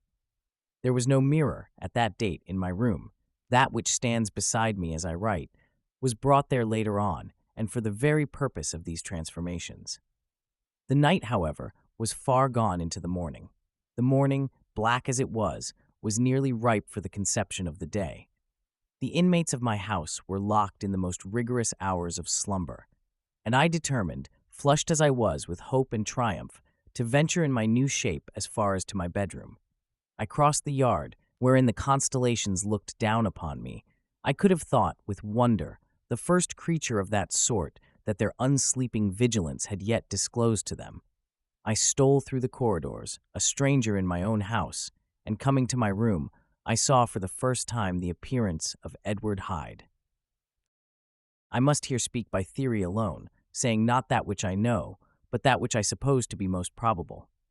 The evil side of my nature, to which I had now transferred the stamping efficacy, was less robust and less developed than the good which I had just deposed. Again, in the course of my life, which had been, after all, 9/10 a life of effort, virtue, and control, it had been much less exercised and much less exhausted. And hence, as I think, it came about that Edward Hyde was so much smaller, slighter, and younger than Henry Jekyll. Even as good shone upon the countenance of the one, evil was written broadly and plainly on the face of the other. Evil besides, which I must still believe to be the lethal side of man, had left on that body an imprint of deformity and decay. And yet when I looked upon that ugly idol in the glass, I was conscious of no repugnance, rather of a leap of welcome. This, too, was myself. It seemed natural and human. In my eyes, it bore a livelier image of the spirit. It seemed more express and single than the imperfect and divided countenance I had been hitherto accustomed to call mine. And in so far, I was doubtless right. I have observed that when I wore the semblance of Edward Hyde, none could come near to me at first without a visible misgiving of the flesh. This, as I take it, was because all human beings, as we meet them, are commingled out of good and evil, and Edward Hyde, alone in the ranks of mankind, was pure evil. I lingered but a moment at the mirror. The second and conclusive experiment had yet to be attempted. It yet remained to be seen if I had lost my identity beyond redemption, and must flee before daylight from a house that was no longer mine, and hurrying back to my cabinet, I once more prepared and drank the cup, once more suffered the pangs of dissolution, and came to myself once more with the character, the stature, and the face of Henry Jekyll. That night I had come to the fatal crossroads. Had I approached my discovery in a more noble spirit, had I risked the experiment while under the empire of generous or pious aspirations, all must have been otherwise, and from these agonies of death and birth I had come forth an angel instead of a fiend. The drug had no discriminating action. It was neither diabolical nor divine. It but shook the doors of the prison house of my disposition, and like the captives of Philippi, that which stood within ran forth. At that time my virtue slumbered. My evil, kept awake by ambition, was alert and swift to seize the occasion, and the thing that was projected was Edward Hyde. Hence, although I had now two characters as well as two appearances, one was wholly evil, and the other was still the old Henry Jekyll, that incongruous compound of whose reformation and improvement I had already learned to despair. The movement was thus wholly toward the worse. Even at that time, I had not conquered my aversions to the dryness of a life of study. I would still be merrily disposed at times, and as my pleasures were, to say the least, undignified, and I was not only well known and highly considered, but growing towards the elderly man, this incoherency of my life was daily growing more unwelcome. It was on this side that my new power tempted me until I fell in slavery. I had but to drink the cup, to doff at once the body of the noted professor, and to assume, like a thick cloak, that of Edward Hyde. I smiled at the notion. It seemed to me at the time to be humorous, and I made my preparations with the most studious care. I took and furnished that house in Soho, to which Hyde was tracked by the police, and engaged as a housekeeper a creature whom I knew well to be silent and unscrupulous. On the other side, I announced to my servants that a Mr. Hyde, whom I described, was to have full liberty and power about my house in the square, and to parry mishaps, I even called and made myself a familiar object in my second character. I next drew up that will to which you so much objected, so that if anything befell me in the person of Dr. Jekyll, I could enter on that of Edward Hyde without pecuniary loss. And thus fortified, as I supposed, on every side, I began to profit by the strange immunities of my position. Men have before hired bravos to transact their crimes, while their own person and reputation sat under shelter. I was the first that ever did so for his pleasures. I was the first that could plod in the public eye with a load of genial respectability, and in a moment, like a schoolboy, strip off these lendings and spring headlong into the sea of liberty. But for me, in my impenetrable mantle, the safety was complete. Think of it. I did not even exist. Let me but escape into my laboratory door. Give me but a second or two to mix and swallow the draught that I had always standing ready, and whatever he had done, Edward Hyde would pass away like the stain of breath upon a mirror, and there in his stead, quietly at home, trimming the midnight lamp in his study, a man who could afford to laugh at suspicion, would be Henry Jekyll. The pleasures which I made haste to seek in my disguise were, as I have said, undignified. I would scarce use a harder term. But in the hands of Edward Hyde, they soon began to turn toward the monstrous. When I would come back from these excursions, I was often plunged into a kind of wonder at my vicarious depravity. This familiar that I called out of my own soul and sent forth alone to do his good pleasure was a being inherently malign and villainous. His every act and thought centered on self, drinking pleasure with bestial avidity from any degree of torture to another, relentless like a man of stone. Henry Jekyll stood at times aghast before the acts of Edward Hyde, but the situation was apart from ordinary laws, and insidiously relaxed the grasp of conscience. It was Hyde, after all, and Hyde alone, that was guilty. Jekyll was no worse. He woke again to his good qualities, seemingly unimpaired.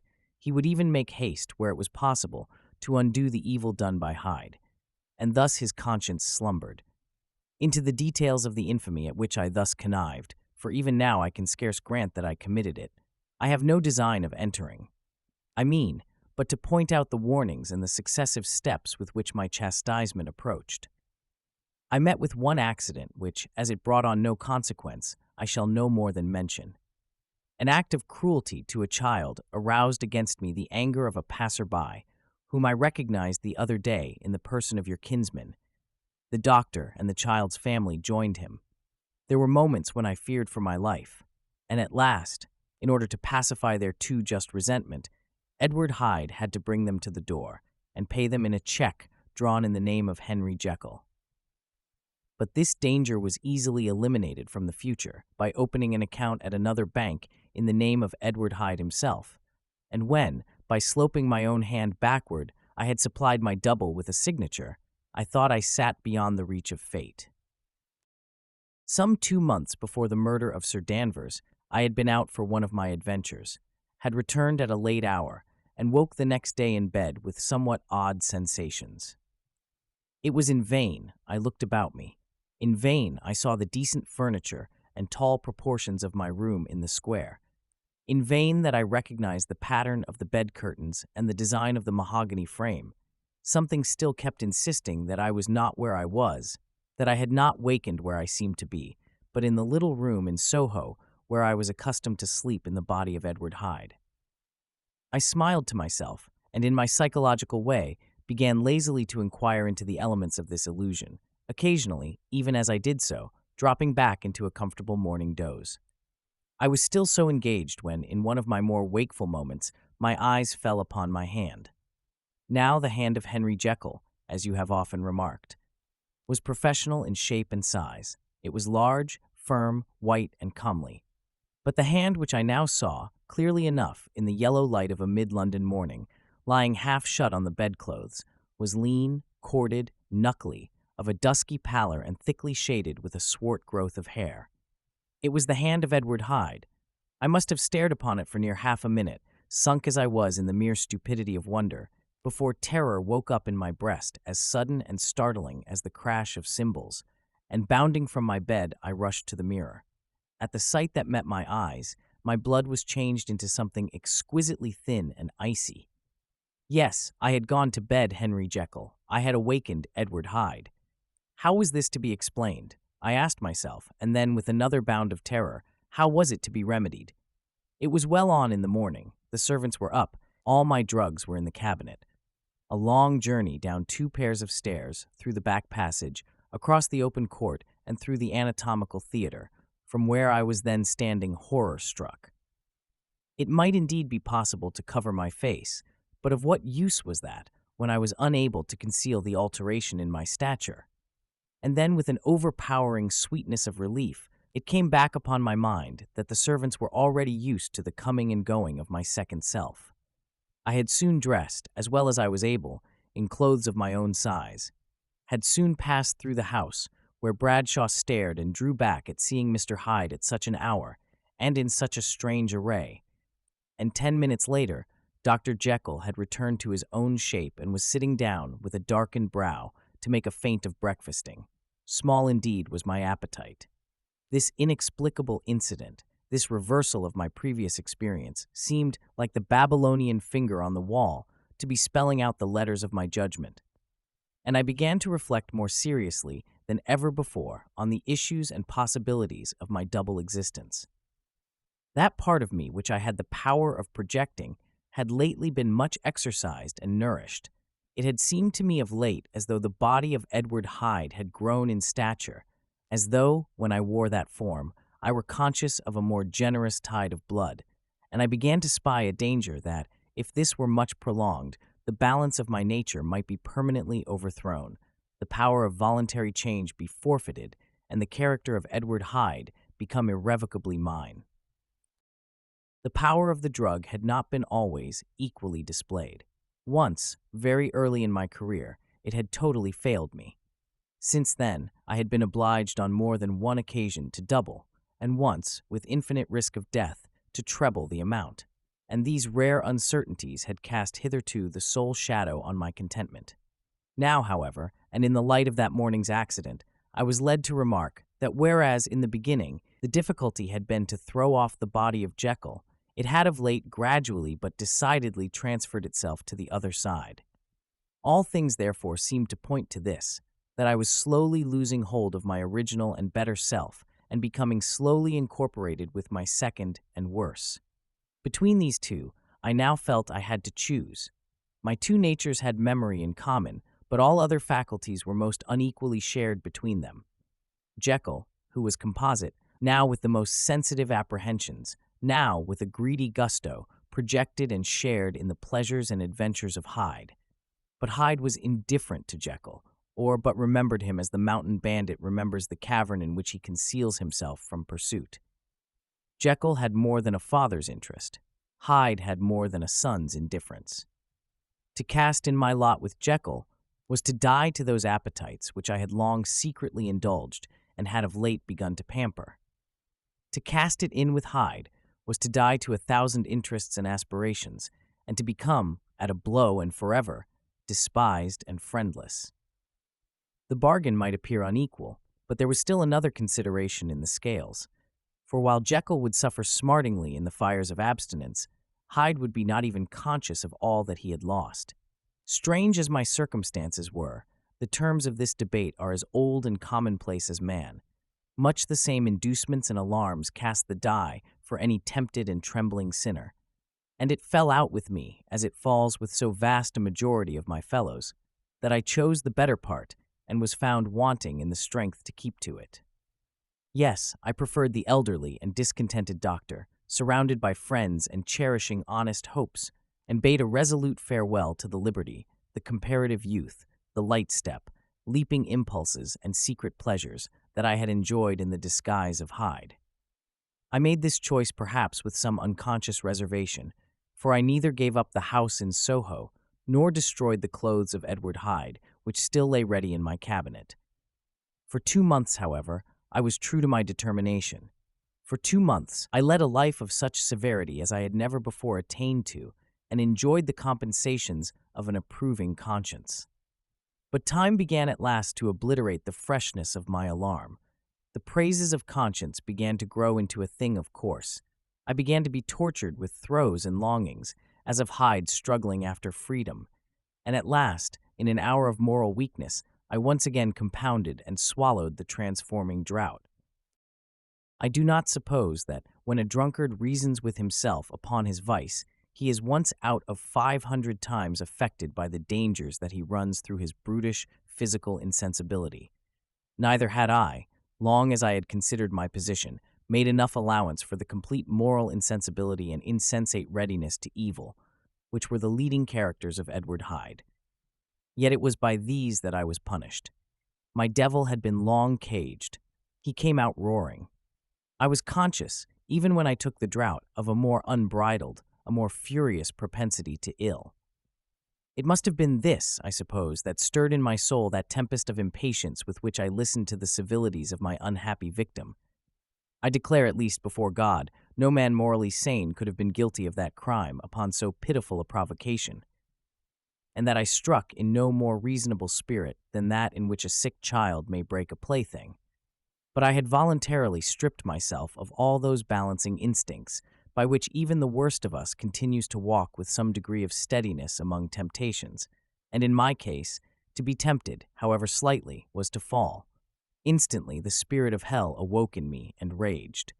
With a transport of glee, I mauled the unresisting body, tasting delight from every blow, and it was not till weariness had begun to succeed that I was suddenly, in the top fit of my delirium, struck through the heart by a cold thrill of terror.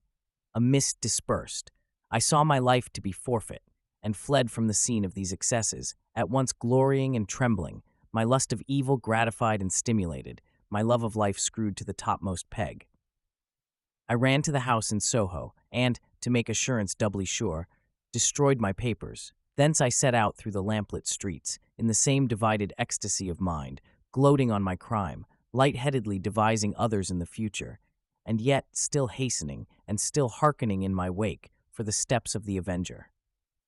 Hyde had a song upon his lips as he compounded the draught, and as he drank it, pledged the dead man. The pangs of transformation had not done tearing him before Henry Jekyll, with streaming tears of gratitude and remorse, had fallen upon his knees and lifted his clasped hands to God. The veil of self-indulgence was rent from head to foot. I saw my life as a whole. I followed it up from the days of childhood, when I had walked with my father's hand, and through the self-denying toils of my professional life, to arrive again and again with the same sense of unreality at the damned horrors of the evening. I could have screamed aloud. I sought with tears and prayers to smother down the crowd of hideous images and sounds with which my memory swarmed against me. And still, between the petitions, the ugly face of my iniquity stared into my soul. As the acuteness of this remorse began to die away, it was succeeded by a sense of joy. The problem of my conduct was solved. Hyde was thenceforth impossible. Whether I would or not, I was now confined to the better part of my existence, and oh, how I rejoiced to think of it! With what willing humility I embraced anew the restrictions of natural life. With what sincere renunciation I locked the door by which I had so often gone and come, and ground the key under my heel. The next day came the news that the murder had not been overlooked, that the guilt of Hyde was patent to the world, and that the victim was a man high in public estimation. It was not only a crime, it had been a tragic folly. I think I was glad to know it. I think I was glad to have my better impulses thus buttressed and guarded by the terrors of the scaffold. Jekyll was now my city of refuge.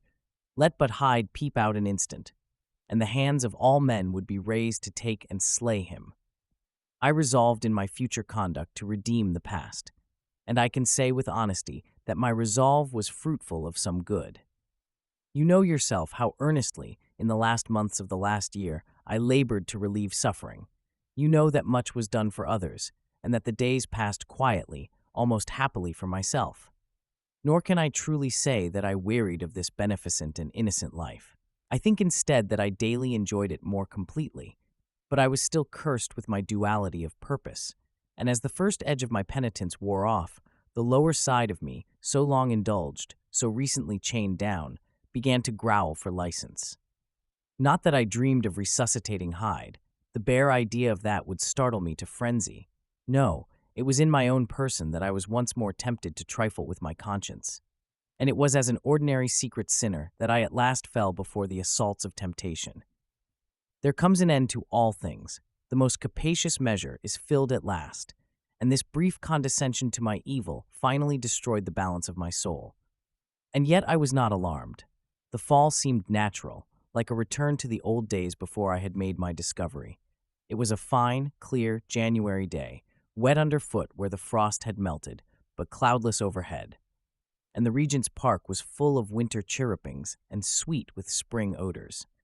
I sat in the sun on a bench, the animal within me licking the chops of memory, the spiritual side a little drowsed, promising subsequent penitence, but not yet moved to begin. After all, I reflected, I was like my neighbors. And then I smiled, comparing myself with other men, comparing my active goodwill with the lazy cruelty of their neglect. And at the very moment of that vainglorious thought, a qualm came over me, a horrid nausea, and the most deadly shuddering. These passed away and left me faint, and then, as in its turn faintness subsided, I began to be aware of a change in the temper of my thoughts, a greater boldness, a contempt of danger, a solution of the bonds of obligation. I looked down, my clothes hung formlessly on my shrunken limbs, the hand that lay on my knee was corded and hairy. I was once more Edward Hyde.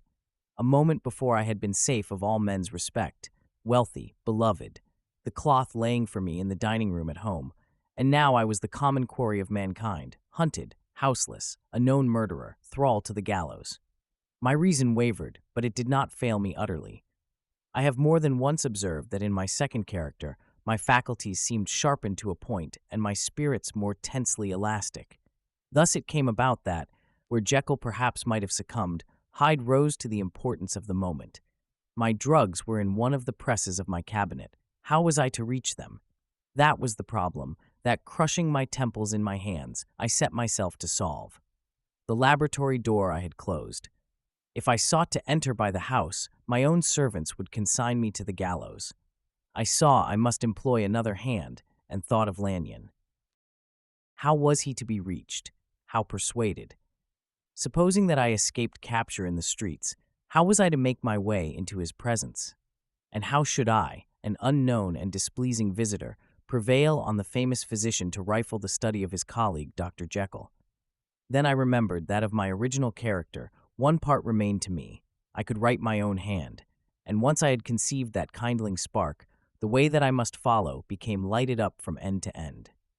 Thereupon, I arranged my clothes as best I could, and summoning a passing hansom, drove to an hotel in Portland Street, the name of which I chanced to remember. At my appearance, which was indeed comical enough, however tragic a fate these garments covered, the driver could not conceal his mirth.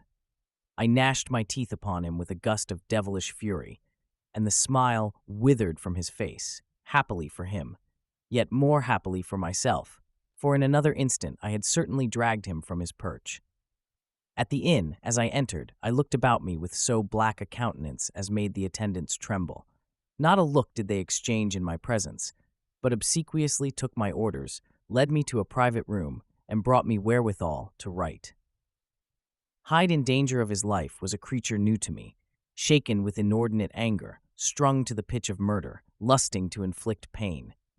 Yet the creature was astute, mastered his fury with a great effort of the will, composed his two important letters, one to Lanyon and one to Poole, and that he might receive actual evidence of their being posted, sent them out with directions that they should be registered. Thenceforward, he sat all day over the fire in the private room, gnawing his nails. There he dined, sitting alone with his fears, the waiter visibly quailing before his eye. And thence, when the night was fully come, he set forth in the corner of a closed cab, and was driven to and fro about the streets of the city. He, I say, I cannot say I. That child of hell had nothing human, nothing lived in him but fear and hatred.